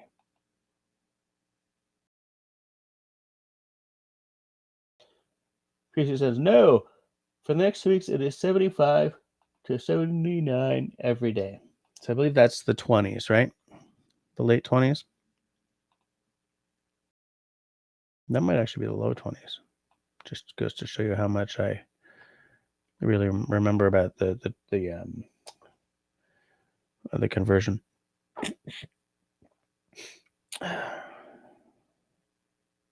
Russell says, I've only hot tented in the summer. It was hot. Yeah, but that wasn't the same kind of hot tent, Russell. That was just a hot tent.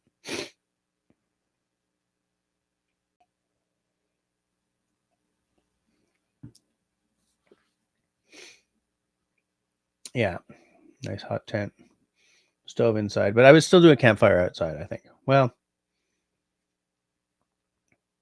that was theory talking, and I realized pretty quickly that I probably couldn't. I wouldn't go to the mats for that to defend that statement. You know. But yeah, sitting in a hot tent, nighttime. You've done your chores for the day, kicking back. All the sharps are put away. Got a bottle of whiskey. I don't know if I'd bring a gas bottle. What? I might bring a gas bottle. You should have a Coleman stove along for the ride just in case. But I don't know if I'd bring a glass bottle of whiskey into the woods. So, like, I might want to transfer it to a Nalgene or like a flask or something. It's not as picturesque if I'm, videoing myself out there, but I like to minimize the possibility of leaving broken glass in the woods, right?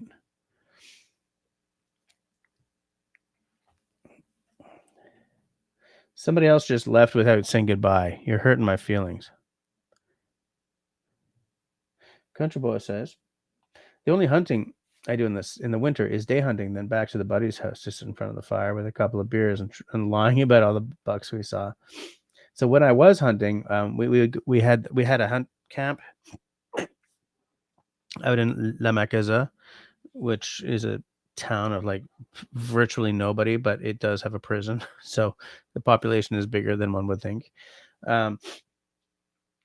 It was like half of it was whatever a roulotte is called in English. It's one of those little trailers that you camp in. It's got 2 wheels, little kitchenette, seats and table fold into like beds. It was there permanently. Wheels were off. Chemical toilet or composting. I don't remember what. And built onto the side of that was like this ramshackle kind of plywood and corrugated. No, just sort of plywood and 2x4 kind of shack with a wood stove in it.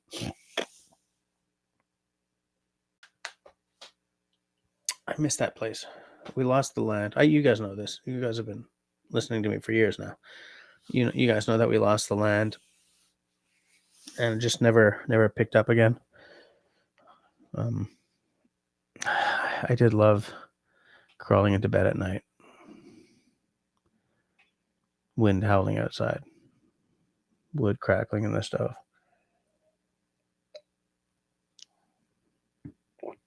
Perfect night. Absolutely perfect night. Drift to sleep, exhausted from exertion all day. Cold as hell outside, warm as hell inside.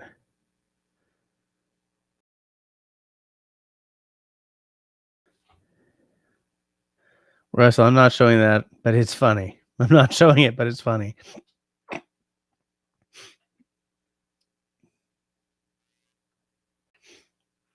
It is funny.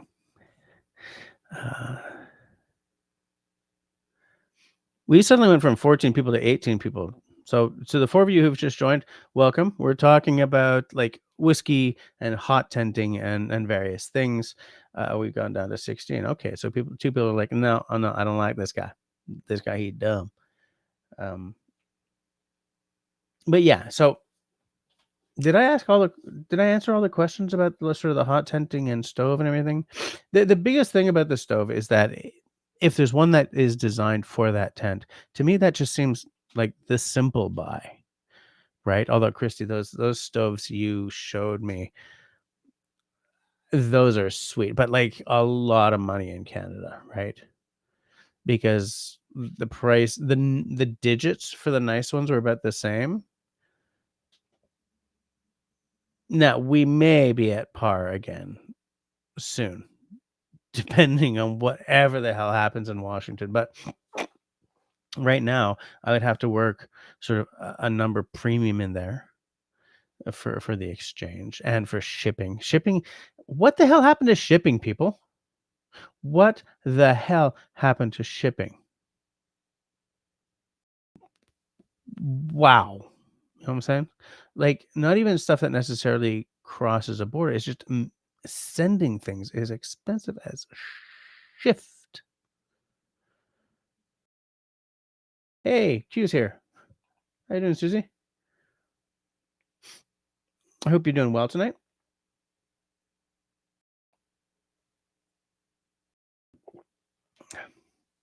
Susie, do you hot tent? Oh, David's still here. David's still here at 2240. Nice. I say nice. You know what I'm saying? Yeah, you know what I'm saying? Because it's just nice. What's not to know, Jesse? God. So how's Susie Q tonight? How are things down there? Oh, no, not down there. I forgot where you are, Susie. But I totally, I know that what I just said was wrong. I don't know specifically where you are, but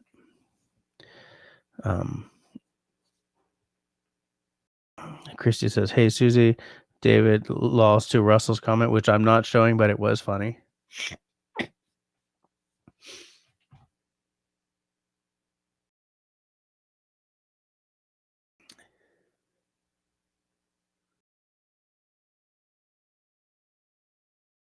Right, Christy. Right. That's true. I totally forgot about that. David doesn't leave until there's 5 minutes left. That's true. So he's still here for a while. Do you think that part of the reason I'm pining for like a little off-grid cabin is just so I can get away from like the news cycle or the socials?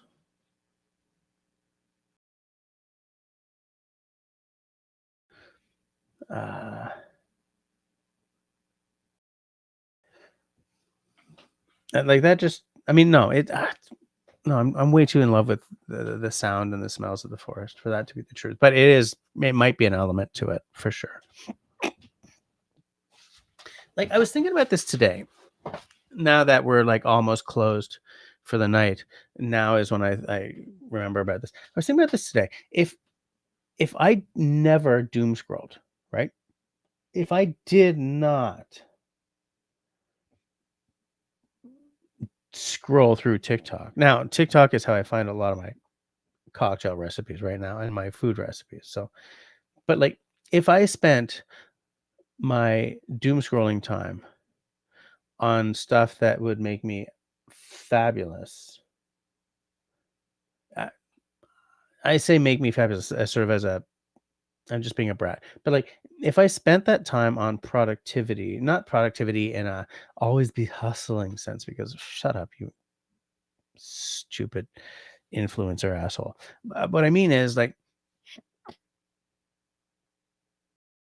reading instead of doom scrolling, editing the video that is literally open behind this window instead of doom scrolling,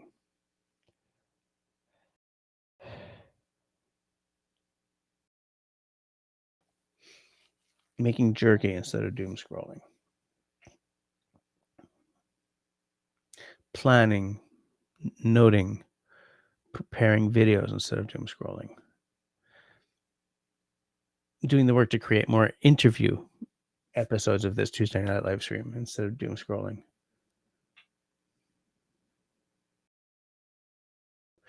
Would I be a noticeably more fabulous? That sounds so self-centered, but do you know what I'm saying? Like, would it be noticeable in my output of stuff that interests me? Or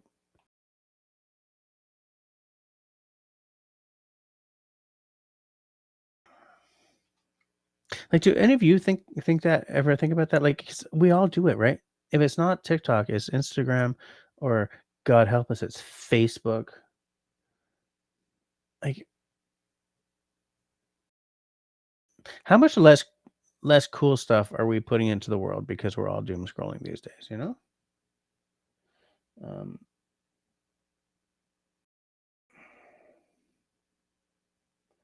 Ian says, "Been at the cabin since Monday. News? What news? Uh-oh.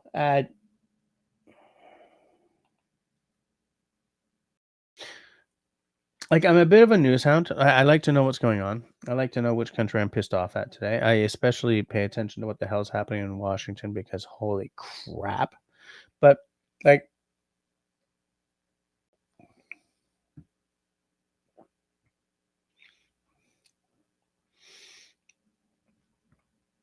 so like in my defense, I'm sort of trying to figure out. I'm trying to. I'm trying to maintain the focus of what I'm trying to say here, right?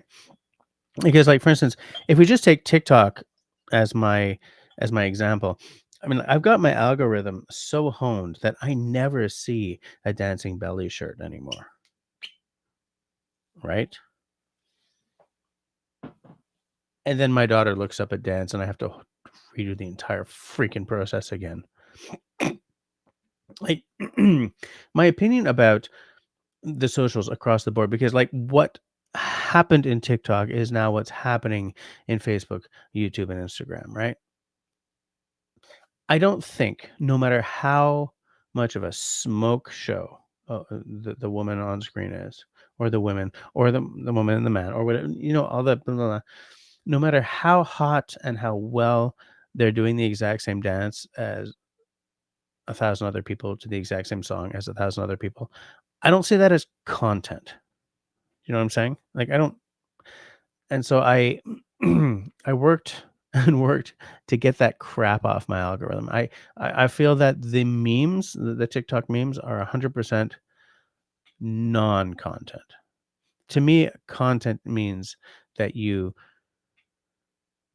are working to do something kind of unique. Now, I'm not saying that the dancing isn't great in a skill sense, that there isn't massive, because you can always tell the difference between like two kids who are just doing the TikTok dance and people who are actually dancers doing the TikTok dance for sure. But I don't want to see the TikTok dancing at all. And I got my algorithm to where it doesn't. But it does show me a lot of recipes, a lot of cocktail recipes, a lot of journaling, whiskey, and fountain pen content. Because I don't know if you guys know this about me, but I do love me a fountain pen or two. There are two that I want, but they're like $230. I'm like, nope. Um, so boring. Shut up, Jesse. Who cares? But there was a reason why I was talking about that, and I don't remember what it was, so never mind. Russell's like, who's in charge now? Are we at war? Aliens landed. Atlantis rejoined us. I think if aliens landed right now, they'd take one look around and just nuke the planet. Um,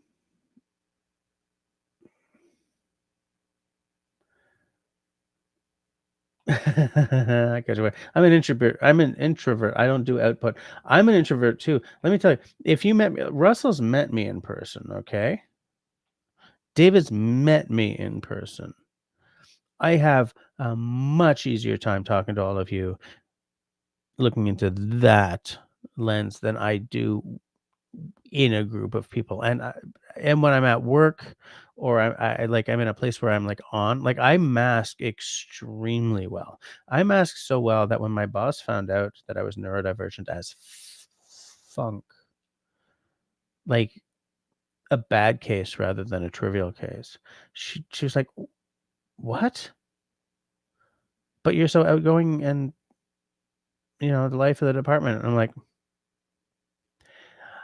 I leave here at 4:30. I sit in my car and fall apart every single day because masking is work, you know? So I understand you, country boy. I'm also very much a an introvert. Absolutely. Russell says, when I was a kid, I used to hate when my parents watched the news on TV because it meant our tower was pointing away from a better channel. um, Russell says, I can confirm I've met him in person. He's really short in reality. That's true. I'm 5'7". Paul did too. That's the best story, Paul. That's the best story because I was so unprepared for that. So unprepared. And whenever someone has walked up to me in life ever and said, "Are you?" It's never been dribs and drams. It's always been like, "Do you play with squid jigger?" Especially if I'm in Alberta. So that was the coolest thing ever, and I'm glad we got that photo together. I the next day when I got up finally, I was like, I went to my wife. I was like, "You are not going to believe what happened. Look at this picture. He's a guy I know through Instagram, and he's got this, and look at these pictures." And she doesn't like whiskey, so she's like, "Great pictures." I'm like, "No, but come on, look at this bottle. Do you know about this bottle?" She's like, "Of course I don't know about this bottle. Look who you're talking to. I don't know about the bottle, Jess." I'm like, "It's a great bottle, though." Anyways, it was cool to be recognized. I'm gonna go do the dishes now. But anyways, so that's the coolest story. And it was in the bathroom at Hurley's where I was playing that night. Oh, as Paul says, we met in the men's room at a bar. Oh, my sinuses are just going crazy again. Fudge. I love that stuff.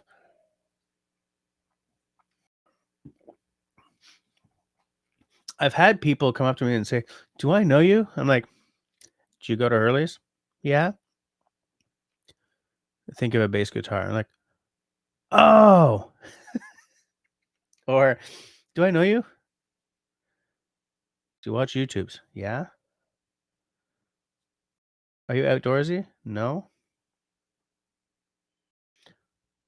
"Do you like whiskey?" "Oh." But, like, that was the first time anyone's ever walked over to me and said, "Hey, I know who you are." Um, that's actually a pretty good point, David. I think that a lot of the people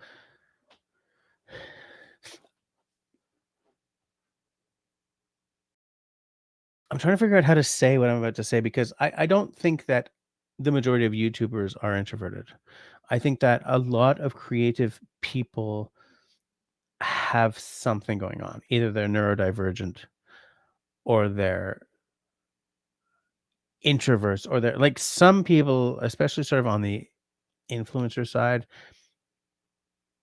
there's a different thing happening there, right? Like they're marketing themselves and whatever, blah, blah.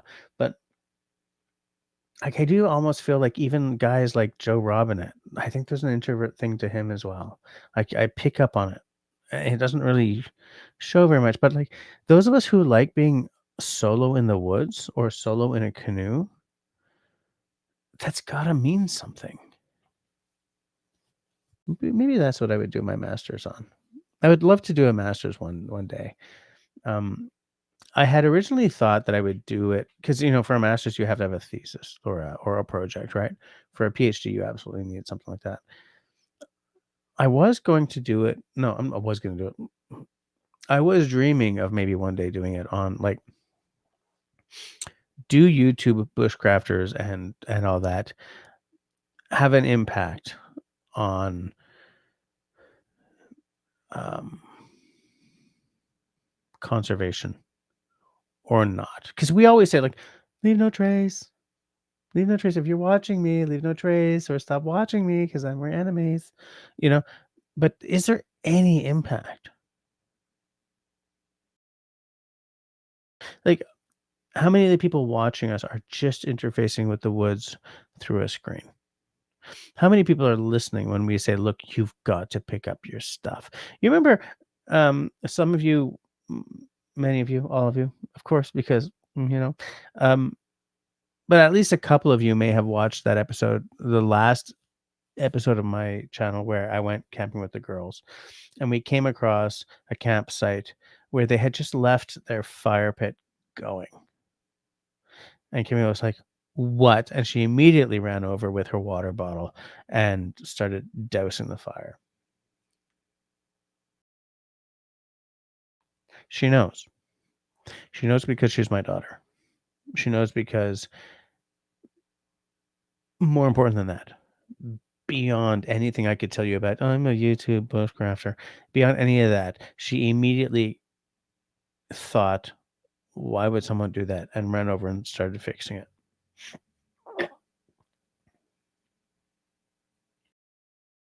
But does a YouTube bushcrafter, even if he talks incessantly or maybe in spite of talking incessantly about conservation and about how much they love the woods and about blah blah blah, does it land or does it just sort of slip beneath the surface? Maybe leaves like an expanding ring or two. I'm so interested in that question that I sort of felt that if I ever have the opportunity to go back to school and get a master's and I can handle all the freaking children, that's what I'd like to do.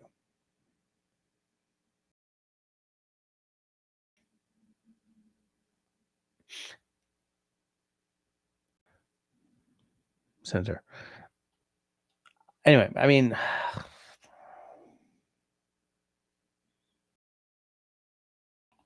that's not entirely true. I mean, you know what I'm saying? I mean, I have heels, by which I mean the part of my foot. Russell says, when someone in town says, "Hey, Russell," I don't know if it's because of YouTube or I just know them from town. I have a small degree of face blindness. I gotta feel them up. Don't feel them up. Don't feel them up in public. Oh,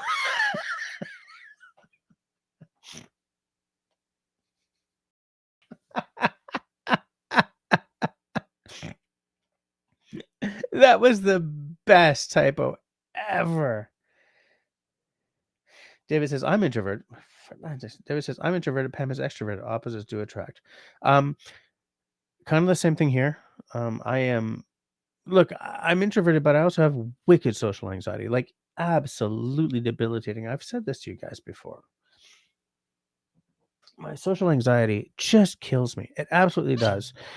But you're in a band. Yeah, but I'm hiding behind a bass guitar or a microphone. And then I mask as well as I can. And then I get home and I'm like, I am so done. But like the madame is not introverted at all. I have just bottled down. Oh, that was a lot of whiskey because this was there. That's a few drams. But anyway, whatever.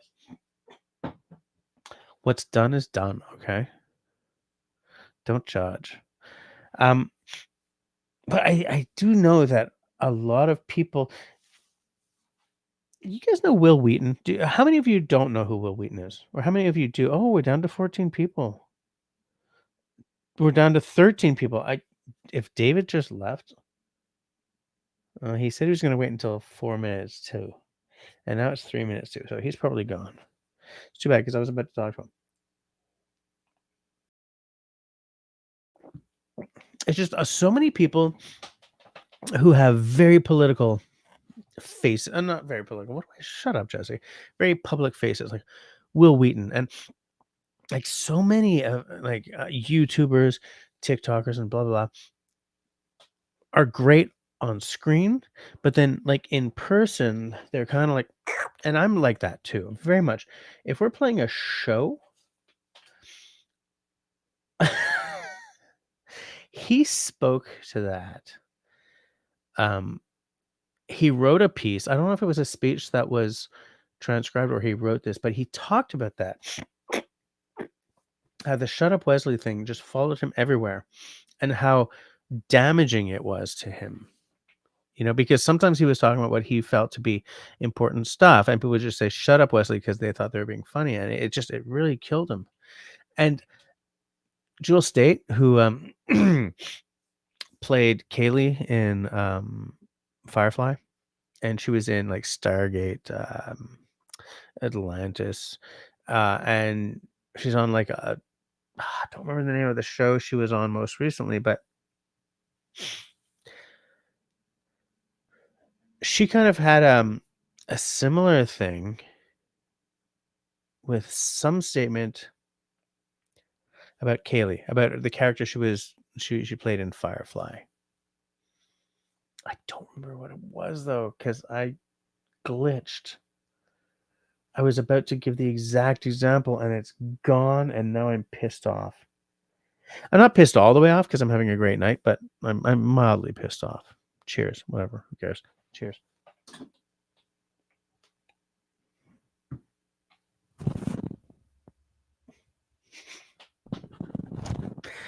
Okay, everything's back in place. Damn it.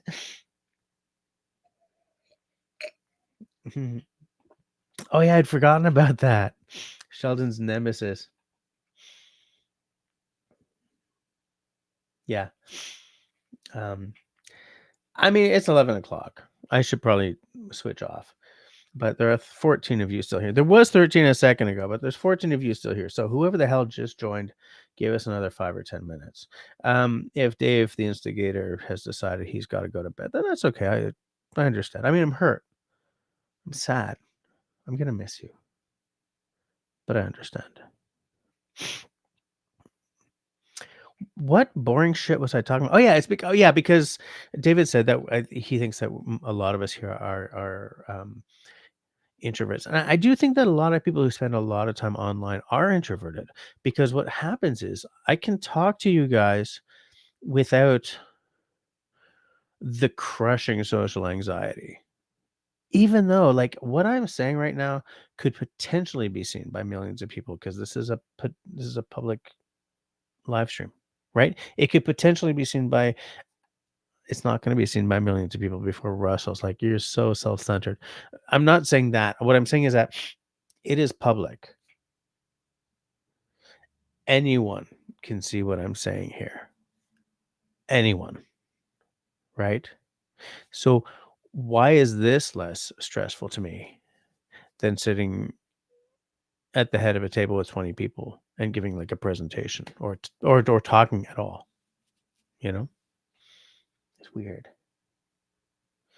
It's weird.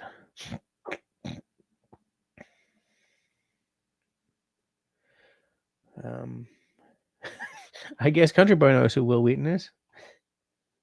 Did you guys ever hold on. Will Wheaton was great in the VR game I Expect You to Die too. I did not know that. Yeah, he was the antagonist. I did not know that. Yeah, Chrissy says, "Look at the time." I know, but somebody joined, and like 2 people have joined, so I'm going until 23:15.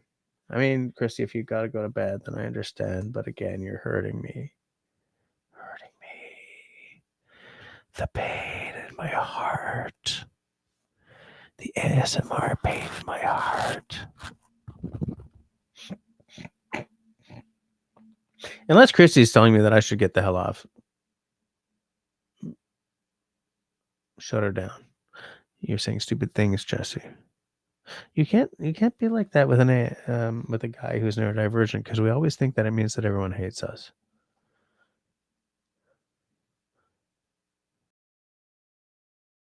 Oh no, everyone hates us. I didn't stop the poll though. By the way, he said, you know, non sequiturs are us, but pizza's tasty. I say I would totally hot tent in the winter. 87% of you said yes. 13% said no. And by the way, 15p people. Wow, 15p people would smell bad. 15 people voted, which is nice because sometimes I do my little polls and it's like 8 people voted. I'm like, come on, dude, there are 20 people online right now. What is with you guys? That was the worst finger snap ever. I say what? Dude says, "Fuck, I'm still here." Congratulations, because this is after 11. This is borrowed time. This is extra time. This is bonus time. This is 13 people watching.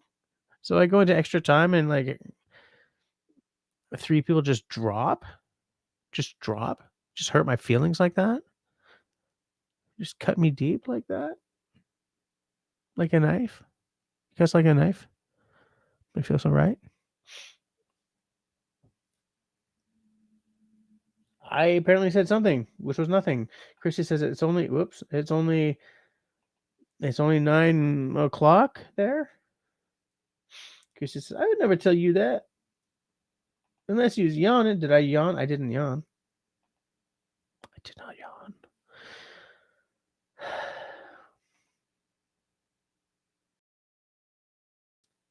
You know, I think about the live streaming is you put yourself out there, but it's so enjoyable. This entire process is so much more sort of freewheeling and natural than filming an actual video and then editing an actual video. I go back to this all the time, that if I could afford an editor, I would be cranking out.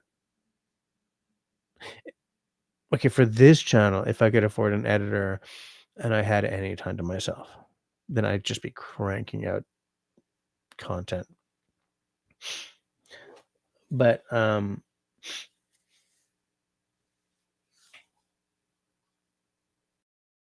don't know where I was going with that.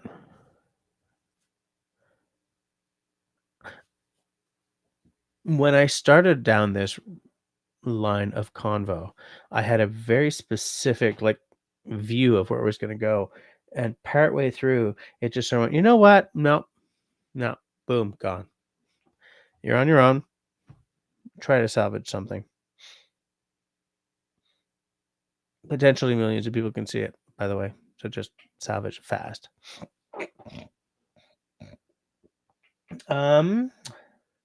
Russell says, I Googled Shut Up Wesley and got a lot of reading material, especially the diagnosis of the episode in which it occurred. It's just something that followed him around. And he's a cool dude in a lot of ways, but he deals with some really, really bad social anxiety, like beyond Jesse level.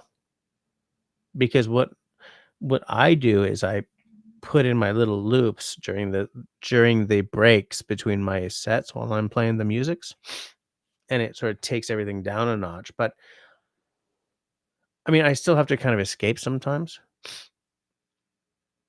but I can put the mask on. But for him, it seems that the mask really takes a lot out of him as well. I mean, it kills me, but it seems like it takes even more out of him.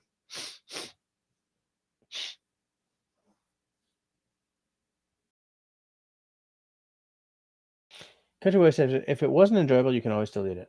Truth? You did not yawn at all tonight. You just chewed on your fingers, laughing my ass off. Yeah. So, did I mention that like on the ADHD meds I'm on right now, I'm just chewing the crap out of my fingers, which I have not done in a couple of years by now. Years now. So I'm definitely gonna look at switching that up. Excuse me. I did yawn at the beginning, Christy, by the way. Um, I was headed down a road. I was headed down a road talking about Will Wheaton and being political. Was I? That doesn't seem like it's where I wanted to go. I just think it's cool that he can bury it. Like I bury it while I'm, you know, playing bass or talking to groups or being, or am I in a lineup. It takes a lot out of me, but him too.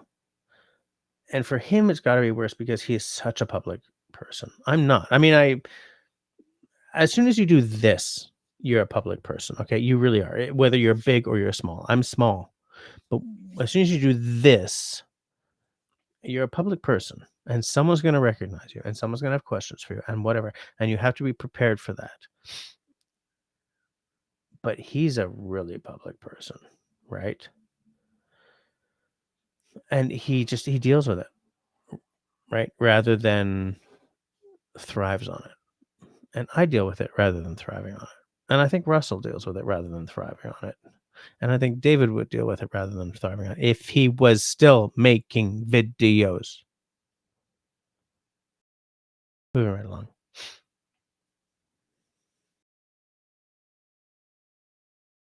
Yeah, anyway. The ironic thing about Will Wheaton is he's the king of the cons where he sells signatures, but he hates doing it because of his social anxiety. Yeah, exactly. Exactly. But I mean, that's what you do. You go to cons, you sign, you do photos for $20 a shot or whatever. He goes to he plays games, right? He participates in game tables and stuff, or maybe I don't know if he's DM'd anything, but like he's more of a tabletop gamer, but he's in there, he's doing it. And then he needs to sort of step back and reset.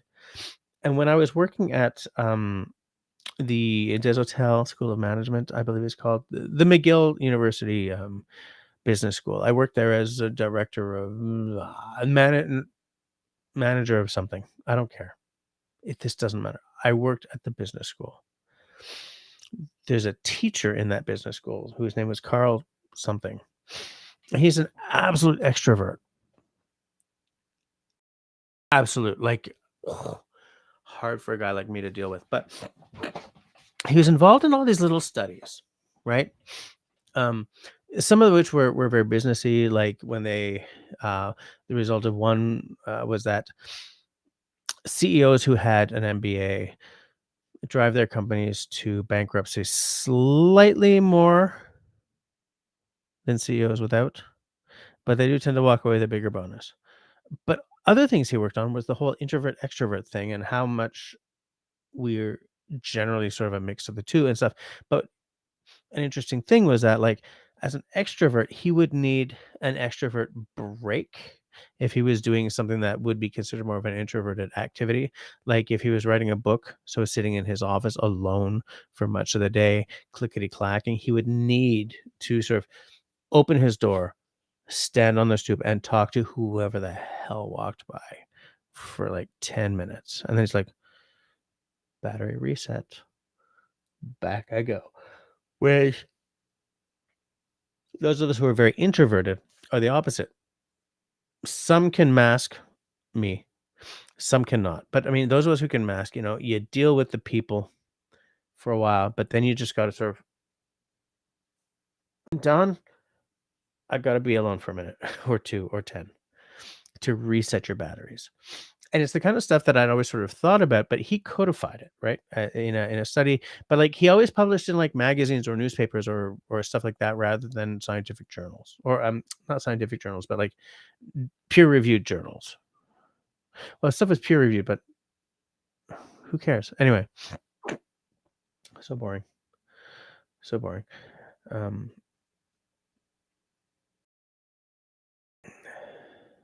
Hold on. David almost dropped an earbud in the toilet. I'm glad you saved that. I had to throw mine out, by the way, because they were no longer working because I dropped them too often. Not in the toilet. I just dropped them too often. Um, here's a truth. A universe dealing with it. That's all that keeps me breathing. Yep, me too. It's not all, but yeah. Christy says, sounds like that is a yes to my question. Christy, I don't even remember what the question was. Oh, is he typing on the is he in the bathroom typing on here? Okay, okay. Yes, I get it. I get it. Excuse me. Raspberry says, I've never used the term masking, but I can fake being an extrovert. Sometimes if it comes off well, I feel good about it. Yeah, and so masking is sort of the I don't want to say clinical term for it, but it's the sort of the term for that, for what we do when we're either on screen. Well, on screen it takes less effort, but like when we're pretending to not be like, I need to be alone. It's called masking. It's more of a neurodivergent. It's a term that's used more in neurodivergent sort of cycles than just cycles. I meant circles. Um, than just social anxiety. But I don't know if social anxiety is a signpost for neurodivergence or not, like either autism, ADHD, or whatever else there is, or if social anxiety can exist just as an anxiety thing, you know? I mean, I'm talking about stuff I know very little about. I've read a lot on ADHD to help my daughter, and then again, because of me, but I'm not an expert at this. I know enough to watch all the TikTok stuff or the YouTube shorts with a grain of salt, but it's what you're doing. It's just that's masking is the term they use. Mm. Big tune ambivert. I love that tune. By which I mean term. Tune? Shut up. Um, oh yeah. So the thing that this study that Carl was involved in was like it really a lot of people, the vast majority of people, are a little bit of both. Context becomes key. The amount of energy they feel at that moment is key. A lot of people are both. I have a sister who's like so extroverted that she exhausts me. Right. I'm not saying that as to say that my sister's a great big jerk or anything. What I'm just saying, the energy she brings exhausts me. She's just always on. My eldest daughter, you guys know Camille. She has no off switch. She doesn't even have a damn volume switch. Um, she has a much more common category of ADHD than I do, and in her category, very often people are very big emotionally and stuff. Ambivert, I like that. I love that. Excuse me. Russell says, "Dude, I love my wife, and she's the only one for me. I'm offended."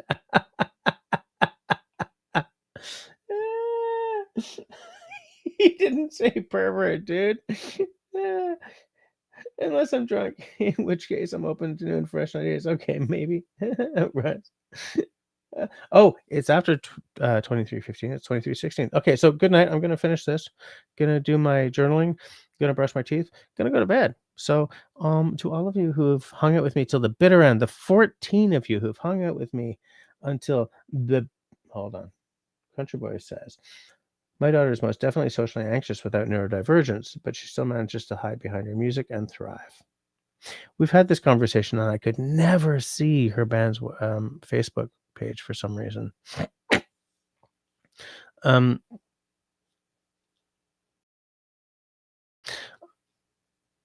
I was undiagnosed for 53 years, 52 years. You know, uh, just 11:30. So we're at. Okay, how many of you guys want me to go until 11:30? If you guys don't This is important stuff. Maybe it is. Maybe it is. I never know if what I'm saying makes any sense. Do you know what I'm saying? Like, I know when something I say doesn't make sense, but I don't always know if I'm making sense when I'm talking about something I'm really, I don't want to say sure of, because I'm not sure of anything, right? I'm not a, oh, Jim is just getting back. Okay, okay, okay. Final word. We're going to 11:30, and then I'm shutting her down. Um, Christy's out. Need to go and help your mom put my dad in bed. Started chemo today. I hope everyone has. Okay, I want everyone to wish Christy and her family the best, because I think I told you guys last time I have 2 friends with stage 4 right now. And so that, anyway, whatever. Christy, I really, really hope the best. Good night. Sleep well. Um, I'll find a way to share her videos if it kills me. Well, now that we're linked on Facebook, Ash, try it again. Send me some links and I'll check. David's still here. This is a red letter night, people. We're gonna bedazzle the rest of this night. I don't have a disco ball, but I'm gonna buy one for the next time David's here all the way through.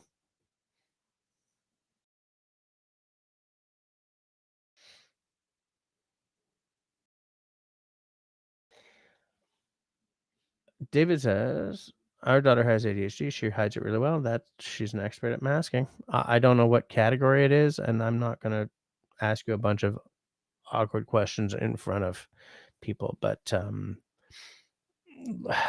it's a rough road. It's either obviously a rough road or it's not obviously a rough road, but it's rough whether or not it's obvious, you know. Ian the Web Lord says, red letter, I needed a disco ball too. I would have bought one by now if I wouldn't have felt that that was me just absolutely copying Russell.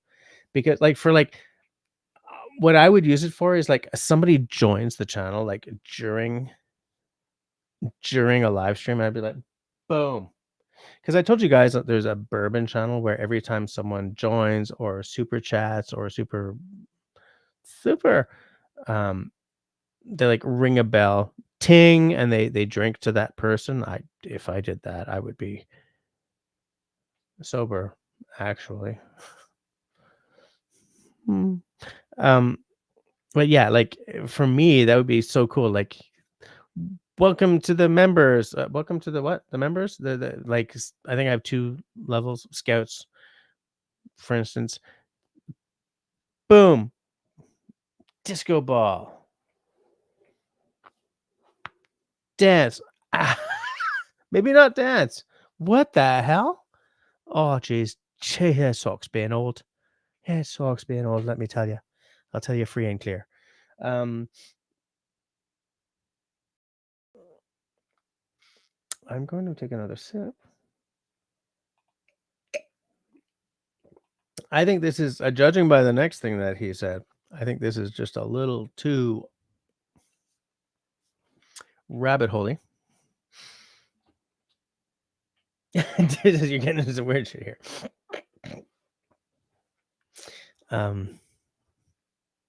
Shall we just drink more and buy a knife tonight? I had an interesting question. Let me backpedal that, because that is not at all what I was going to say. I had an interesting comment on my Groman #1 video, I believe. #1, #4? I don't remember. Oh, yeah. It's funny how the Groman #1 hits with the people viewing. Like, some people are like, get a real knife for skinning game, and other people are like, I have this. is the most ergonomic, amazing knife I've ever had. And I wonder if the difference between philosophy A and philosophy B on that is whether or not someone's actually held one, because they look so weird. Russell, you've got one. You know what I'm talking about, right? The handle shape, it just like, what are you guys thinking about here, right? But then you put it in your hand. I think, Russell, is your number 1 the one you just sort of keep on your belt for just tasks around the house, or is it the number 4? I think it's the number 1, isn't it? Because here's the thing. Country Boy says, "No, guys, I was kidding. I can't afford this. I would love it. I have excellent memories of you, me, and David getting absolutely 3 sheets to the wind and, like, buying knives, but I just can't do it. I would love to, though. Believe me, I would have, like, the Lars Felt knife in a second. So expensive, but so gorgeous. Or that Tamagami that I have been talking about for years, but every time I say, "Look, well, I've just got a little bit more money," it goes up a bit in price. I'm like, "Ah!" That would be my official wintertime knife because that's what it's designed for. It's designed for use in cold, conditions. That's why it's like a I'm sorry. Oh, no, I yawned. I broke the seal. That's why it's got sort of that kind of a half tang, and that is completely encased in wood on one side, but not on the other. Um,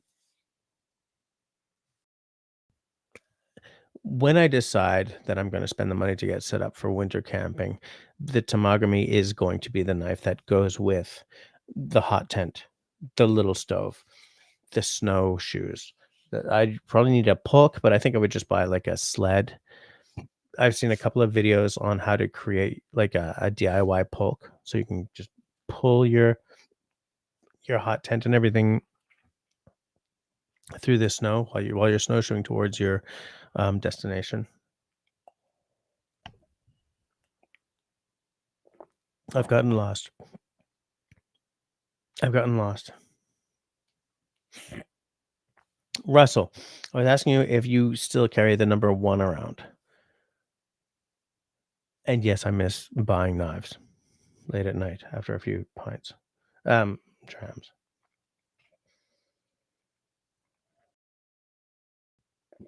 Country Boy's always willing to buy shit online, whether he needs it or not. He buys some whiskey online, and then I envy him all the whiskey he's bought. And then every now and again, he sends me a bottle, and I'm like, I feel awkward, but I'm so happy with this bottle.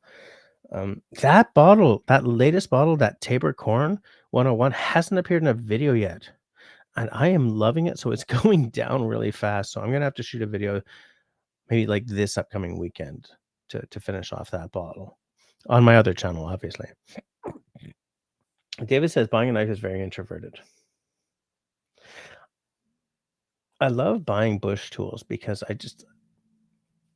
I associate them with I associate them with being outdoors, right? I like if I look at a like, this axe has been in the outdoors with me so often. I dinged the ever-loving stank out of the bit. I'm not opening this because I've had a few drinks, but I beat the crap out of this bit and brought it back to life a few times. I've had it shaving sharp. I've had it hair popping sharp and realized I don't want that kind of sharpness on a forest axe. I do want it on a carving axe. So like my carving tools, I got like hair popping sharp, dude. But I need a slightly more robust bit for in the woods. Whatever. Um, building a camp chair. Oh no! Yeah, he really broke the seal. Um, firewood, whatever. Making a tripod out of with these, slightly more robust edge, so that it doesn't fold or get dinged or whatever. I want robustness here. On my carving axe, though, I want hair pop and sharpness. Um, and for someone like me who's not extremely skilled in sharpening, it's a really hard road to get something hair popping sharp. My sinuses now.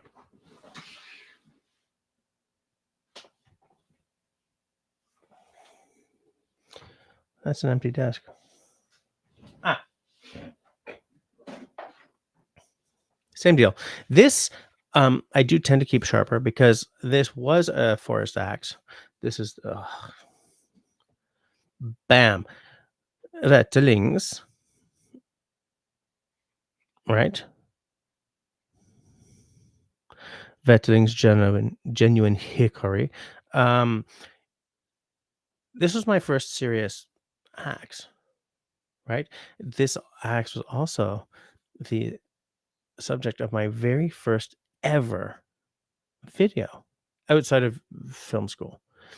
I had bought a brand new, like a Canon 7D, which at that point was like the unofficial official camera of indie filmmaking, like second camera units, right? Where they're shooting B-roll, they're shooting, stuff like that. The 7D was the camera, and I was like, so I'm gonna buy one, and I did. And the first video I shot was me. I'm not gonna take this off again, but like shaving with this axe, and it wasn't a great shave. I was not great at shaving. This axe did not come shaving sharp. Came pretty close, but it wasn't quite shaving sharp. I don't know why I'm boring all 12 of you with this story. Why am I talking about this axe? Why am I talking about that axe? Because, especially these tools that have been in the woods with me a lot, like this one has been everywhere. Oh, it's so small. Shut up. This is a great freaking axe, especially if you're in the woods and you've decided, I forgot my damn spoon. I need to carve a spoon.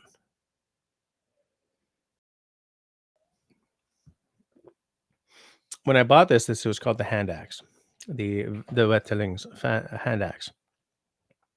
By the time Wetterlings stopped making their own axes for sale outside of their atelier, whatever that word is, this was called the Buddy hatchet. It's absolutely a tiny ass hatchet. Grandsfors Brooks makes one of this size as well. That's a 10-inch handle. I cannot afford it, but I love it. There's no way I'm going to be able to afford that. And I've got this one. So if I'm going to spend money on a Grandsfors,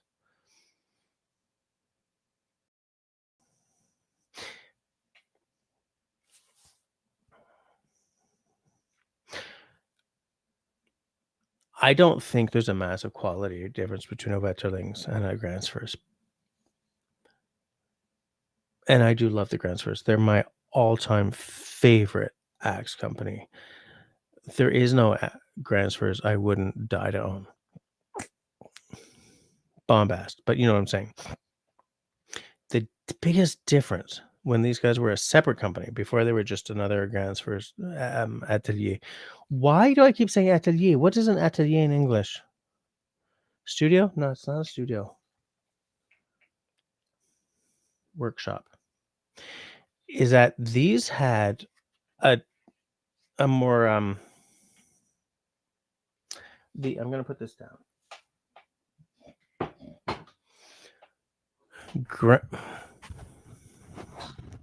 Okay, Grandsfors, Wetterlings, and like that's a big difference, right? Because the Grandsfors had this finer edge. If God came down and created an axe, it would be a Grandsfors Brooks, and I say that having like a high end council tool. Okay, another fabulous, probably my second favorite brand of all time. Well, like the Grandsfors Wetterlings, like the Wetterlings had it's not as fine a point, okay? But here's the thing, there's a power to that. There's a power to a point that's not quite as fine. It's not because the finer the point, the more hair popping the sharpen, the less robust it is, right? And so what I liked about the Wetterlings was that they were a little tougher. a little tougher. And my little cubbin there, or no, cubbin is the transfer's name for their version of that tiny ass axe. If I had my if I had my withers, no, that's not it. If I had my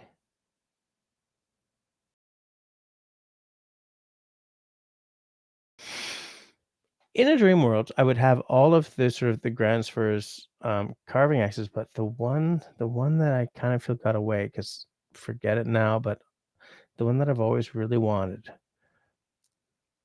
really, the one that really gets me is the Grancerous Brooks hunting axe.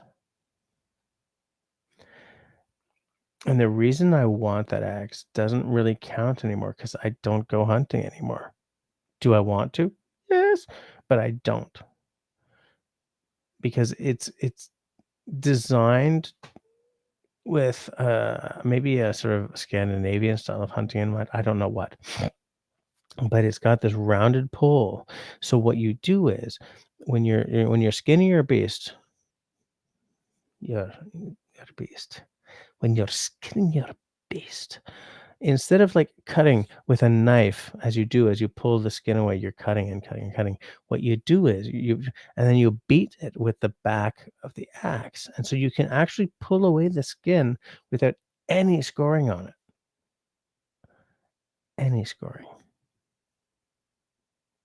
And like just looking at that axe. The thing with the Gransfers is you can see, and this is true of the Wetterlings too, but there's a magic to the Gransfers. There's a magic. And I spent 10 years saying that no, there is no difference in quality between a Wetterlings and a Gransfers. It's a design choice thing. And I still feel that way, but there's a magic to the Gransfers that nothing else really, really, really hits. And that carving axe is just as special. It really is. It's a different handle shape. It's a different pull shape. It's a narrower bit because it's designed and geared specifically for one thing. It's a hunting axe. You can use the bit to chop through the sinews and stuff at a joint, and you use the pole to skin that thing without getting any scoring marks.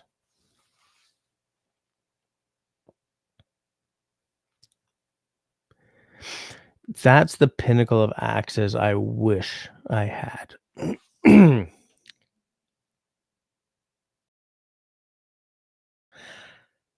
That sounds really spoiled because I have some very nice axes. I have the I have the Kaltoff carving axe, and she was Julia Kaltoff was the CEO of Wetterlings at like 20 something, right?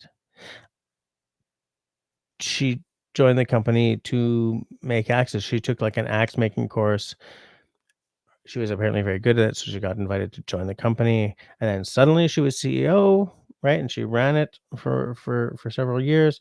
Grandsters bought the place. She went back to business school. She's got her own company now. She makes a carving axe that is beautiful, beautiful. I did a sort of a short first impressions video. Yeah, it's a beautiful axe. Nothing wrong with it. She's got another axe design going right. She's got two axe designs going right now, and she's gonna just like in parallel. And she's gonna decide what her like the number two Julia Kaltoff axe is gonna be. You see, I'm starting to talk about axes, and now I'm just gonna talk straight through to one, unless you guys shut me the hell up. Hold on, hold on. What are people saying?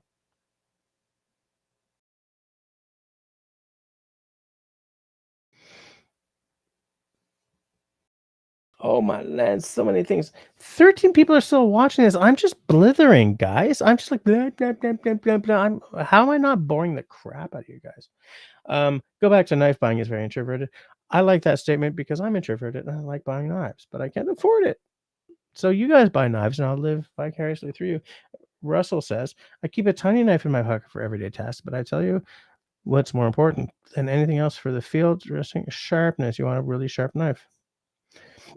And the number one was the one that they Like, that was the first of the Grumman Russell knives, and they did extensive testing with people who were hunting and stuff in the north. You know what I should do?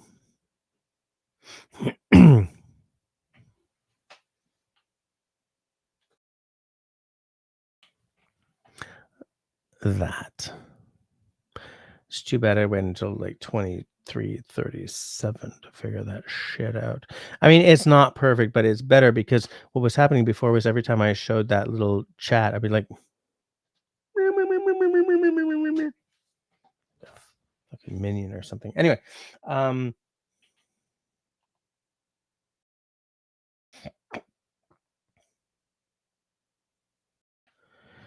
Raspberry says, "I don't." Oh, you don't carry any knives on your belt anymore. Okay, but the one you used to was the number one, right? For the rarity of how often they're used, it's not worth the wait. But he used to always carry. I'm sure. David, says you can never have enough knives. Oh, you haven't bought the number one yet. You need a number one. You need a number one. I'll tell you why. I have a mental spreadsheet. I don't have a mental spreadsheet. I don't know why I said it that way. It's not. It's because I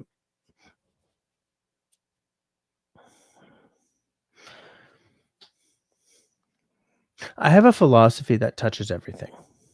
You see, when I do it like this, no, that's shite. Am I like 6 of one, half a dozen of the other? Going across to that. Yeah, that should be okay. You know how I often say, and will absolutely go to the mat to defend the statement that the canoe is to Canada what the covered wagon is to the United States. You guys have heard me say that. The none of you who are left, at least two of you are American, I'm sure. You know what I'm saying, right? Like what the covered glitch, what the covered wagon is to the Americana, to the American character, to the American history. What that covered wagon is, the same seminal, central, historical element and vehicle to Canadiana, to Canadian history, to Canada's development is the canoe. Okay. So, in the same way that the Kephart knife and the piss.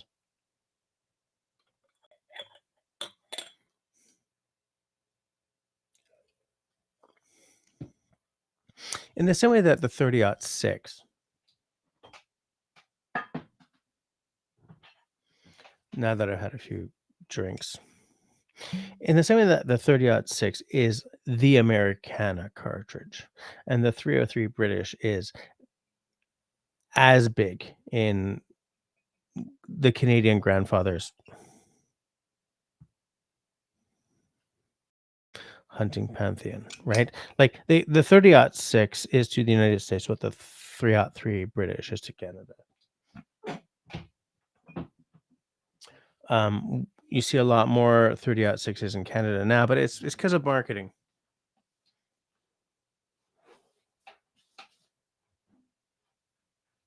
I'm just getting a paper towel.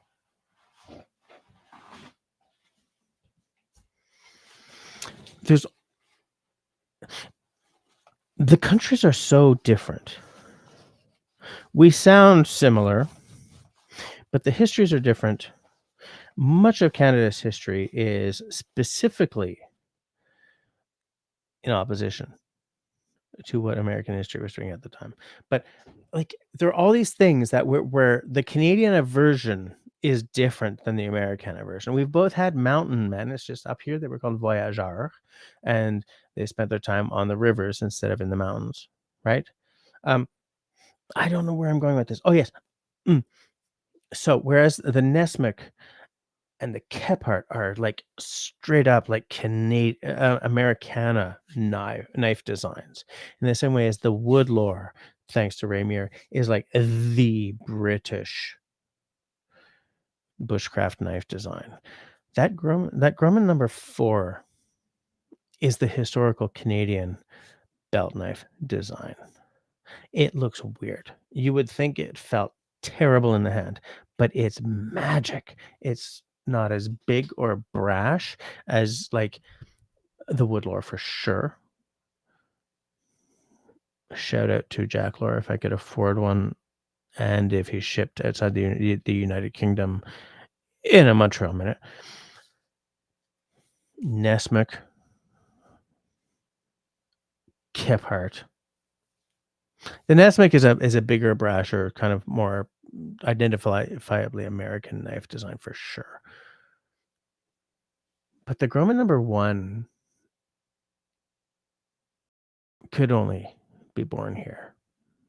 It's not too big. In fact, by modern bushcraft standards, it's like, that's kinda tiny, Holmes.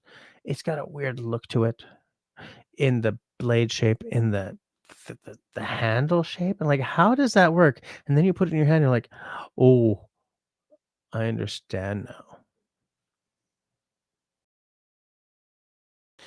And this entire part of this conversation is stemmed by the fact that David needs a number 1. He doesn't have one yet. I think the last one he bought was for City Girl, wasn't it? But he needs one for himself because it's Canadiana.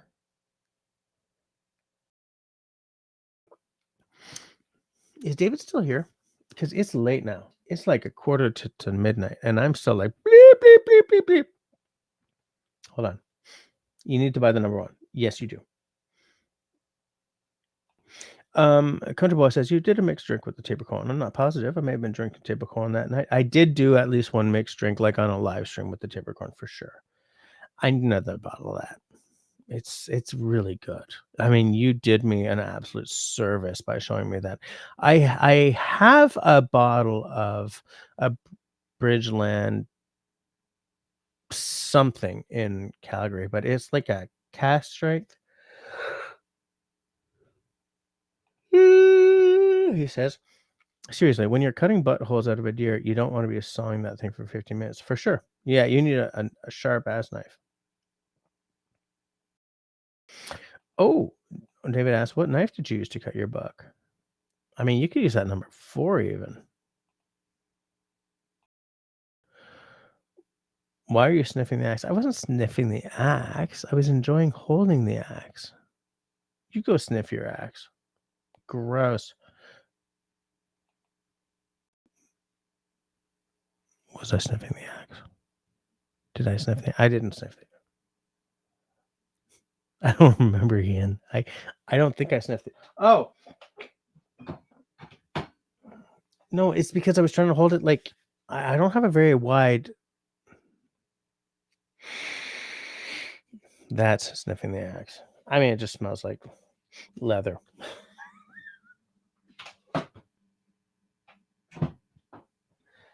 And wood and steel and Scandinavian pride, Scandinavian magic, the blood of Vikings, pounding steel into axes, carving American hickory into helves, marrying the two, the wood and the steel into one beautiful, beautiful.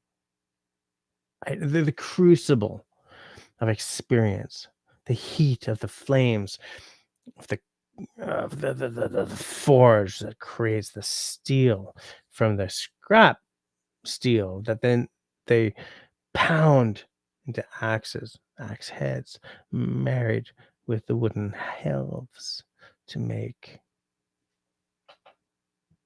the most amazing. Look at the curve of that. They understand. They understand this is not done by machine. I mean, it is kind of done by machine, but it's not really done by machine. Like, they know. They know what you hold. They know why you hold up here. It's covered by this, but like They know why you hold up here. They know why you hold here. They know why you hold back here.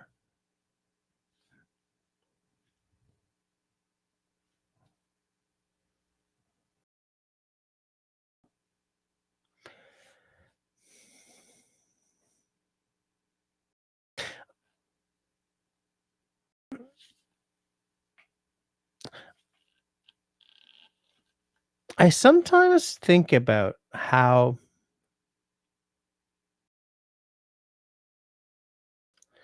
does one say this? I sometimes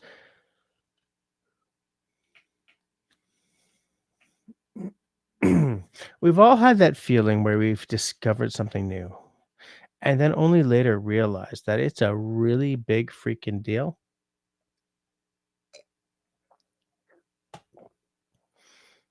This wasn't quite that for me. This was this was a this was a revelation for me. I'd seen Ray Mears, Joe Rob I think like a half dozen YouTubers had the Grandsford Brooks Small Forest Axe. It was everywhere at the time. And I was watching Ramir's already, like, religiously. I've told you guys that I still watch Ramir's as comfort food, right? When life gets too hard, I'll watch that Northern Wilderness where he's going through Canada, or the Indigenous Britain, or all those food episodes. Or he's, like, paddling down the Mississippi or the Blood Vein, or these rivers in Canada that I've never fricking seen, but he's done. So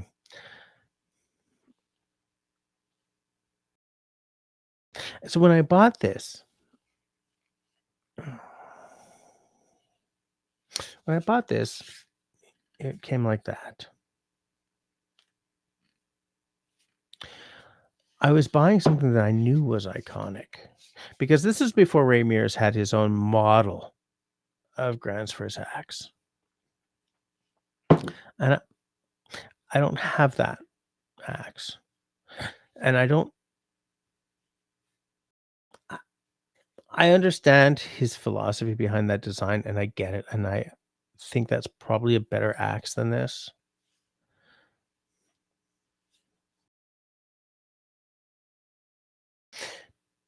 But when I bought this axe, the Small Forest axe, I felt that I was finally getting something iconic.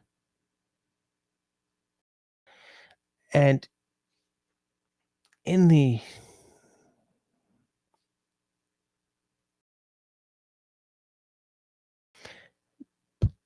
decade and a half? No,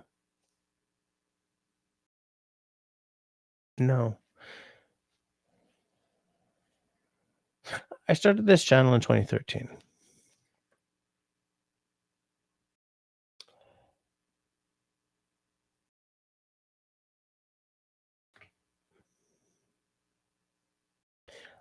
I have had this axe for pretty damn close to 2 decades.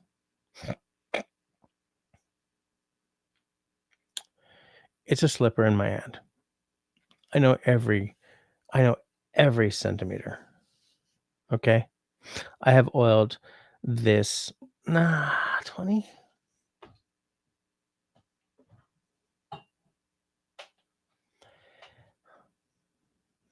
I think so. I've oiled that haft every year. I have swung that axe every year. I know exactly how that axe is going to respond to everything.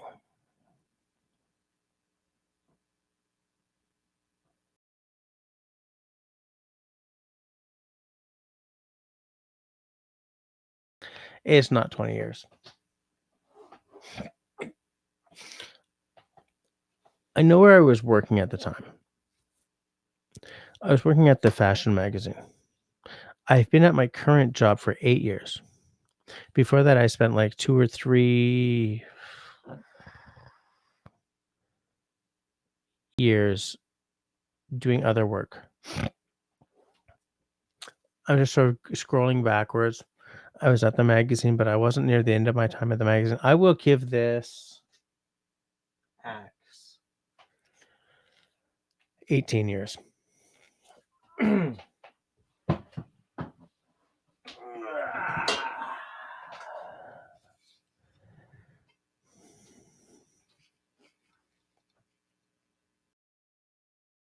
2012. Unless I started my YouTube channel the same year I shot the video for this axe, which was brand new at the time, in which case 2013. Neither of these hafts are the same blonde wood as they would have been before I started oiling them. I did what they tell you to do. Excuse me, every day for 7 days.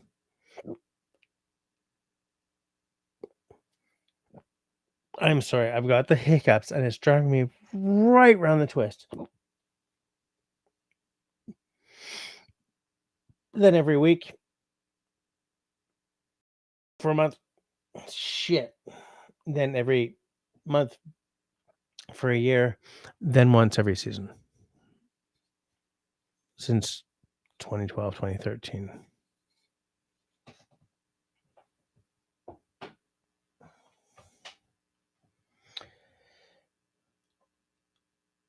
I regret neither purchase. I would have done them both again in a Montreal minute. And the love I have for those two tools, the willingness I had to spend the hours, I don't know if you can hear me, the willingness I had to spend the hours to bring this bit back, which I'm not going to show you because I've had a couple of drinks, to bring this bit back after I accidentally buried it in the dirt and took a heartbreaking chunk out of the bit.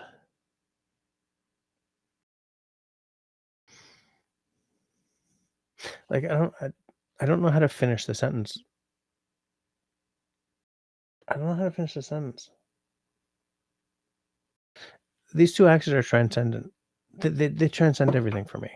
These like in all of my bush gear, okay, I have still one of two of those Australian bush lore clones from Jeb. Knife speaking. Hey, I'm gonna start that whole thing again because that was stupid. My original bush lore clone, which is not a clone, it doesn't have the same Coke bottle handle, and I would still love a real bona fide bush lore clone. If it was a Jack lore with olive handles, but he doesn't ship outside the UK anymore. So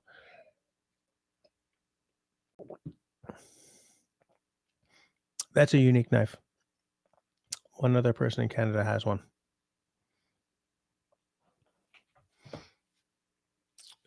This is better to me. It does not have the light blonde wood anymore that it used to. And as I oil it every season from here on, it's just going to get darker.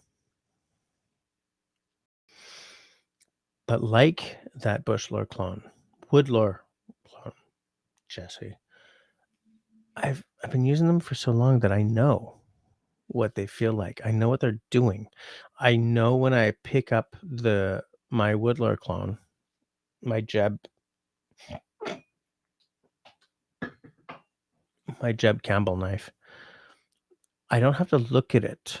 Well, I mean, you should because it's a knife, but like when I pick it up, because it's not the full Cook bottle experience.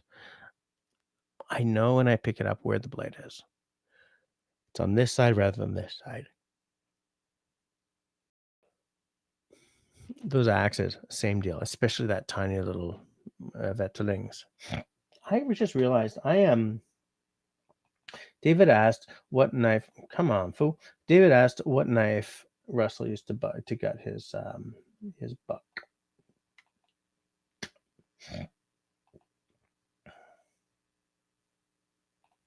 Russell started with a knife the wife bought me for Christmas. Then went to your Grumman #1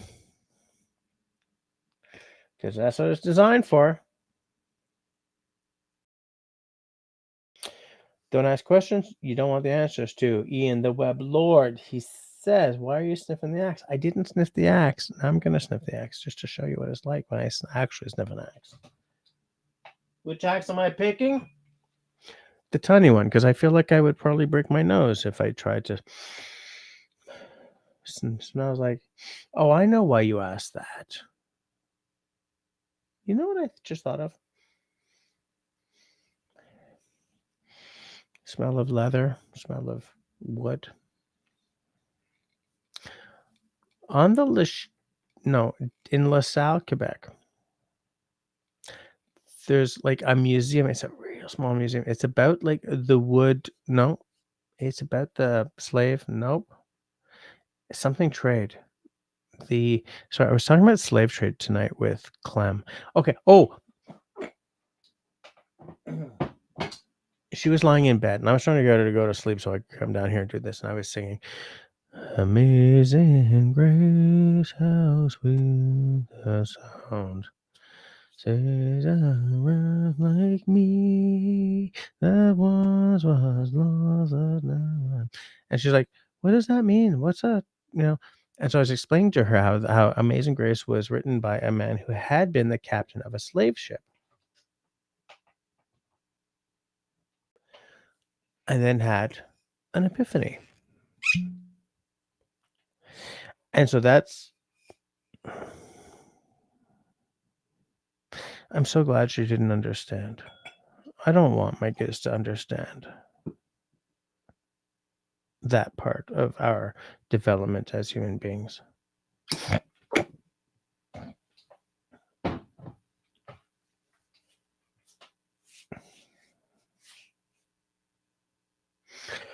What brought me to that?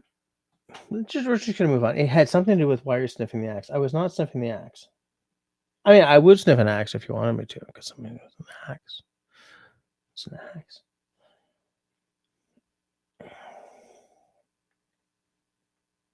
Oh, thank the gods. You're probably gone by now. But if I had my druthers, that's exactly what I was looking for, Grace. It's midnight, so you're probably gone. But thank the freaking gods. That's exactly what I was looking for. If I had my druthers, are we still deciding on a knife? We're always deciding on a knife, mister. Kepart. Nesmik. Woodlore. Jacklore. What's that Ukrainian? I don't know if like. Can you hear me? Sorry, I keep sort of like forgetting where the microphone is. I can't buy a knife though tonight, unfortunately. Quotable quote: "The pinnacle of axes." What did I say? Russell Sath, that I hate to say it, but the Havalon knife with replaceable blades is probably the best field dress knife. Oh, is that the one with the like the little tiny knives that you blades that you sort of click in? Yeah, I've seen that. I don't have one of those. I've never had one of those. We've never used one of those.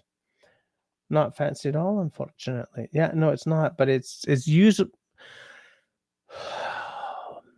I have heard great things about that knife. Different brand name that I've stop. The one that I've seen was under a different brand name, but it's exactly the same thing. I just don't like the idea of throwing away my blades. I don't like disposable culture. It's the same reason that I was so resistant to the Morik Neve for so long. It's like, if you break it, you just throw it away. And I was like, there's no way I'm buying a disposable freaking bushcraft knife. And it took me forever. And then there was like this wicked sale on the Companion in whatever something green, whatever the blah blah blah green is, and the robust and something else. And I just bought the robust for me, the companion in OD green or whatever the funk it's called. And I think I bought another companion for someone else, and I understand now. It's not about the disposable knife. It's about the knife that is, so freaking good for the or what when I bought it, the knife that was so freaking good for the price. And even to this day, I keep a Mora Kniv in my bag as a backup just in case I lose a knife. Because as you guys may have heard, I do tend to lose stuff, like when there's tall grass or whatever, which is why I do love me some blaze orange. I like all my stuff to have a little blaze orange on it. I have no blaze orange on this, he said, because he reached for it before he remembered. But like, oh yeah, on my Jeb Campbell Woodlore clone, I did like a little sort of paracord knot work in blaze orange because blaze orange has saved me on many an occasion when I have dropped my knife or put my knife down and been like, where is my knife? There is some blaze orange in the grass. That is my knife. I feel like I'm getting really obnoxious. Putting the knife down. Dropping the small knife. I don't know what I'm talking about. Oh yeah, so it's not fancy. That's fine. Ain't no need for nothing fancy. Yes, I used to carry the. Oh yeah, so you did used to carry the number one all the, and you don't anymore. That's interesting.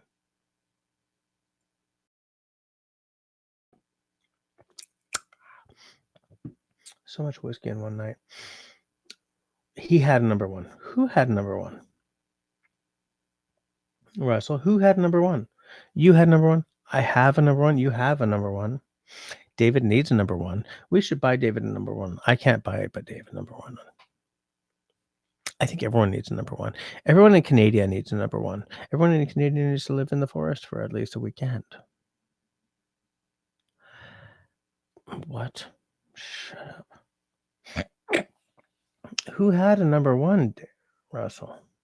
I'm so like, I think I went really like I did the whole freaking rabbit hole deep dive.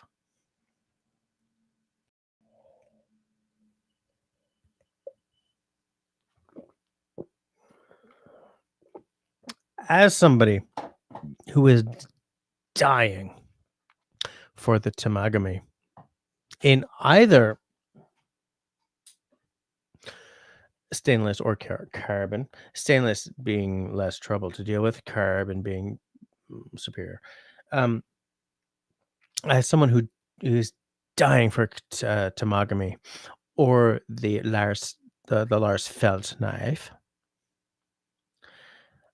the number one in some ways is my favorite knife of all time. And that's because I'm Canadian and I see it as a Canadiana thing. And I see it as something that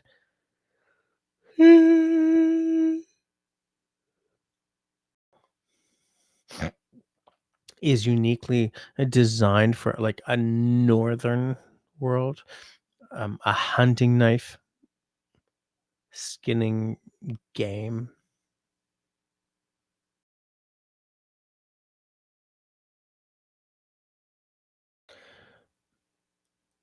Where was I going? It's just like, yes, I love what I see of the Lars Felt knife. Love to have one day.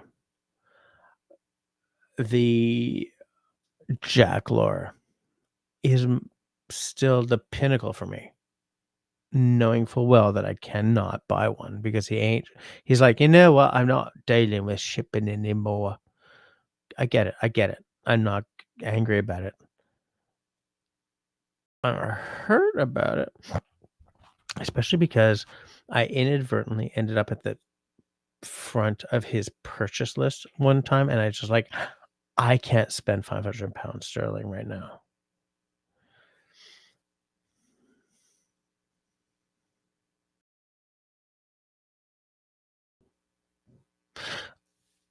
I like tools that give me the fizz. That's what it is. I like tools that give me the fizz. There's something about the jack lore specifically, not the wood lore. I know the wood lore is the OG, and it's the one that the others are copying, but there's the jack lore. There's something about the jack lore that if I could have one with like an olive wood handle, mosaic pins, probably a black liners. I don't need the distal the distal taper. I don't. It'd be nice, but I don't need it.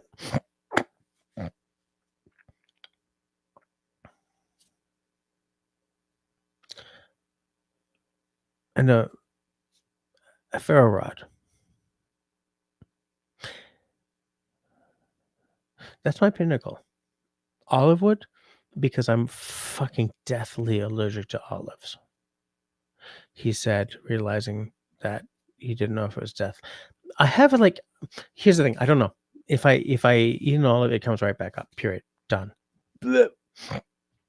I'm deathly allergic to salmon, but I think um, olive would be hilarious because I can't eat olives because I, but also because the base.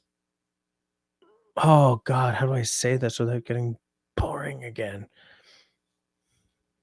There's a bass played by a very famous bass player whose name is Richard Bona. He's an Eastern African, sort of African jazz bass player. Arrived in New York, had a killer gig, walked into a music store and said, "I need the best bass you have."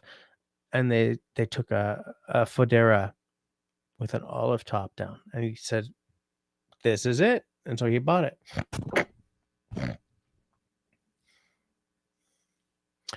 The bass he plays ties in with bushcraft knives in the weirdest freaking way because my mind is not wired the way yours is. Almost whoever the fuck you are. Almost. I have, even though I cannot, even though I cannot eat olives, olive wood is something special, you guys. Especially it's like a, the his base had an olive wood top. And it's beautiful. It's gorgeous. I've seen a couple of olive wood knife scales. I'm like, that is crazy hot. So if I could get like a jacklore with olive wood scales, black liners, whatever mosaic liners, pins, because he makes them himself in the classic style, and a ferro rod. That's like my my oh, what's the word? What's the my lotto win knife? I'd be like, I will go to the UK to pick that up. You know, piss on a brisket. I have said that before. Um, David says, I have another DH Russell knife that is very similar to the number one. Which one do you have that's similar though, David? You do need a number one though. That is the you know what that is? That's the Canadian Railroad trilogy of knives. That's what that is. Canadians, please tell me you know what I just said.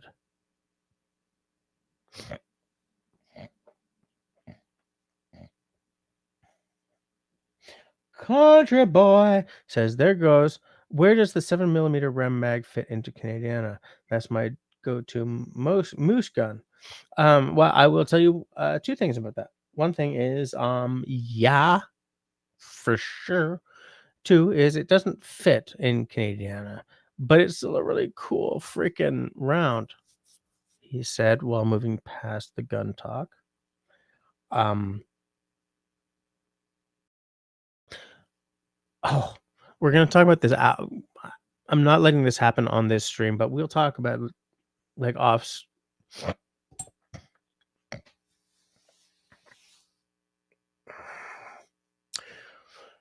we will talk about this later, off screen. Not off screen, off what? Not on YouTube. I feel like my ticks are starting to really show, so I'm gonna shut this down really soon.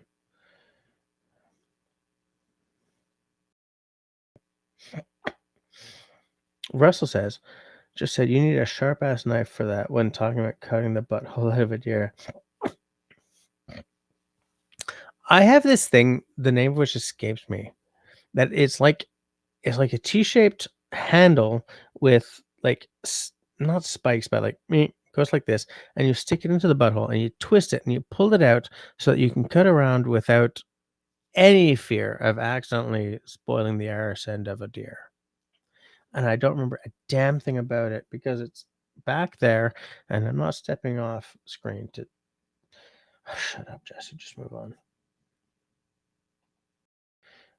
15 more minutes and we'll be my knife. I am ready to buy a knife right now, which is why I should absolutely shut this down because I cannot do it. Is David still? Your axe work is sublime.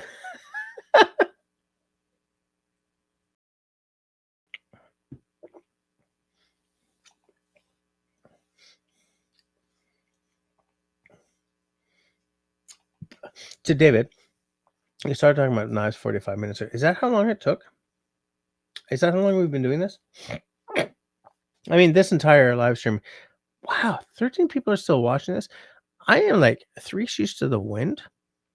I'm talking about utter stupidities, and you guys are still hanging out with me. You guys are so beautiful.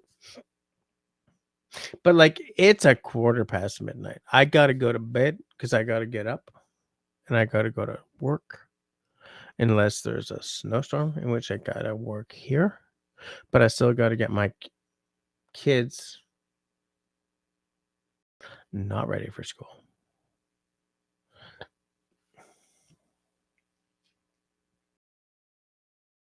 The thing is, like, I love knives. I love axes.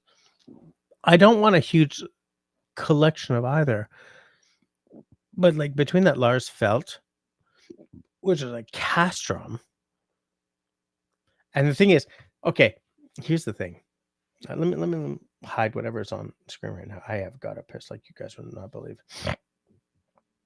The thing about castrum is the knives that they created for the Les Stroud collaboration, I wouldn't touch with my 10-foot pole. But that Lars Felt, because they have some lower end stuff, but they also have some higher end stuff.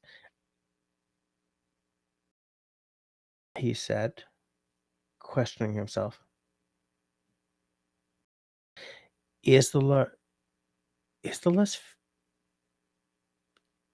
Stroud stuff castrum, or is that someone else? Ignore what I just said. The Lars Felt knife by Castrum is one of the top 3 knives I've ever seen. The other one is that Tamagami knife by Hella.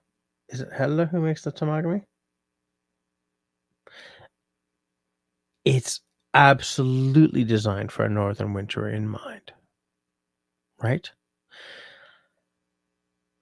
Why is the Jacklore my the other one of my top 3? One day, please, for God's sakes, please, knives.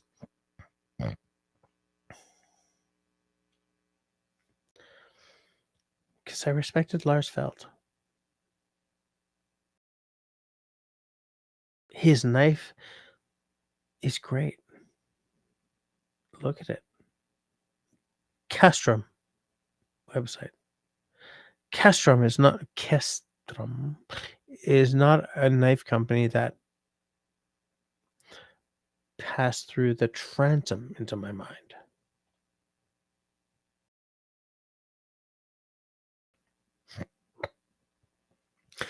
If Lars Felt went with them, that's a statement in favor of them. I've only ever seen it in photos. I've only ever seen the Tamagami in photos. I'm sorry about my sinuses. They're just going crazy tonight. Both of these knives, I'm dying for.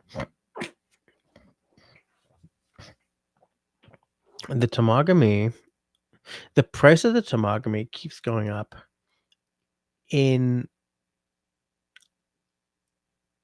sync with my it's not a good time right now.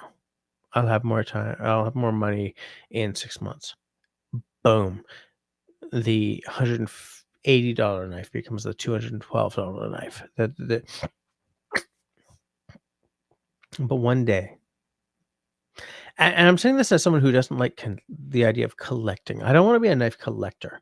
If I have anything that sort of sits in the drawer and never comes out, I don't want it. No matter how gorgeous it is, no matter how beautiful it is, boom. Someone out there is going to enjoy it and love it and use it. Why are my sinuses getting worse as the night goes on? But yeah, so if you guys were to ask me what my absolute pinnacle knives were right now, it's nothing super fancy. It's not like the Northmen knives. They're nice, but no. It's the Lars Felt. It's the Tamagami. In I don't care what at this point, carbon or stainless.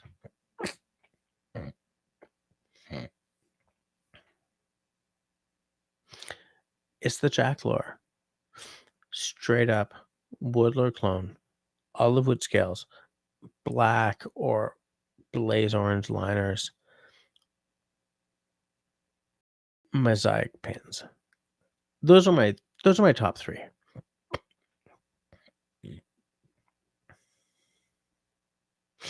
I'm still looking for like a whatever it's called, a pen knife or canoe knife or whatever for that for those Nesmuk episodes.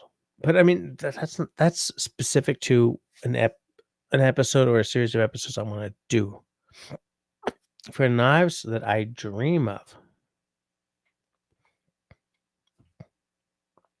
Larsfeld by Castro.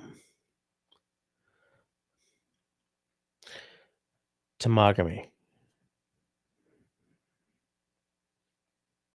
No matter what. Stainless or carbon. What did I say? Or the chose benoche Chris Lafayette, Jacklor. Straight up Woodlore clone, olive wood scales, black, maybe the blaze orange scales, and the mosaic pins.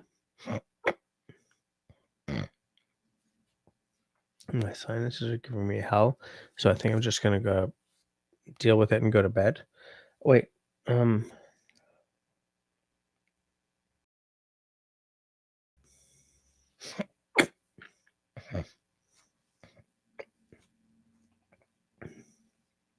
45 minutes equals 3 drams. I have had 3 drams. I've had way more than 3 drams, he said, pouring one more dram. But like, here's the thing. He said, pouring a very small dram because, it's the end of the night. I can't believe we're like midnight 21 and 13 people are still watching this. I am boring by this point of the night. And my sinus are driving me crazy, and I'm snorking. Whatever.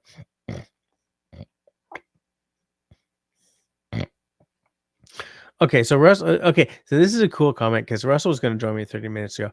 What this means is I was gonna save your ass 30 minutes ago, but you're okay. That's what that comment means. I love that comment.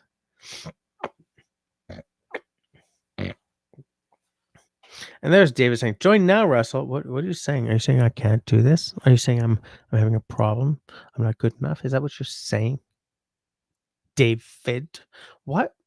By the way, I'm very happy that you're still here. That's crazy good. Because I should have been off like 22 minutes ago. Christ, work is gonna be awful.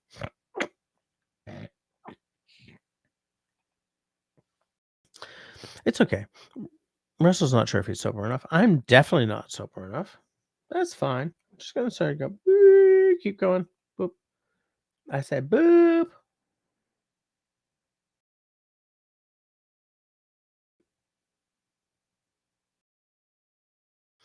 You tea leaved your axe handles?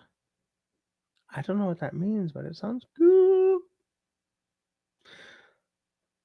Davis is the only axe I have is a Fisker splitting axe. Bitches, we gotta get this guy a better axe than that.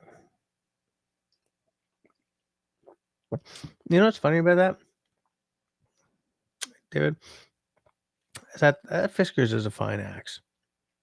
It's an absolutely fine axe.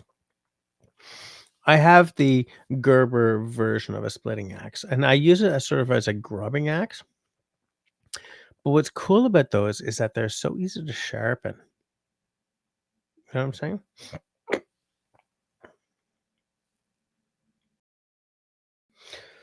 Grace is still here. I can't believe it. Why are you still here? I'm being so boring. Jim says, so in the lab word, I will vouch for the axe sniffing. Saw it happen. I don't remember this at all. Until 11:30. I'm way past. It's 11. At 12:30, I'm shutting her down because I'm being embarrassing. And it's the end of the night for sure, no matter what. Russell needs some fizz. I've been telling you guys about the stuff that gives me the fizz. What gives you the fizz, Russell? What gives you the fizzle? You carry olives in a pocket every day. I leave the cabin and a fork. Got a fork. What is going on? I don't know. I cannot handle the olives. Sugar, water, and some pine needles will give you fizz. No, guys, I don't know what you're talking about. But it might have to do with when I said something gives me the fizz. Giving you the fizz is not the same as giving you fizz.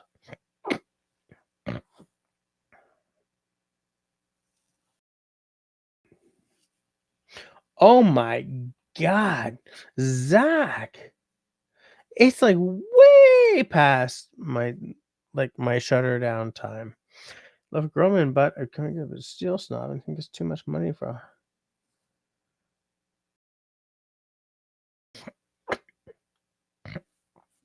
Zach, you can't say that without telling us what you've got, though. Like what you've selected, then. Because here's the thing, I'm not a steel snob. I know about the super steels, but I sharpen my own knives. Do you know what I'm saying? Like the butt out tool. That's what I'm talking about. Absolutely. Yeah. That's what it's the orange sort of quasi butt plug thing. It's orange. Mine's orange. Orange? I'm going to the bed soon, let me tell you, because I am tired. Less charred knives are. Oh yeah, that's it. Camillus. Thank you. Yeah. Oh, the second series of his knives were made by Joker in Spain and marketed by Camillus. I did not know that. That's good to know because I've been like nope, not gonna touch it. Might as well go to one. Nope. We're going to 3 more minutes. I'm shutting her down and taking a pee. I can't believe that 11 people are still watching this. Cannot believe. Especially because, like, I'm absolutely not bringing the quality at this point. I'm, like, drinking the whiskey, talking about the knives, talking about the axes, telling you guys about what I really, really not feeling that again.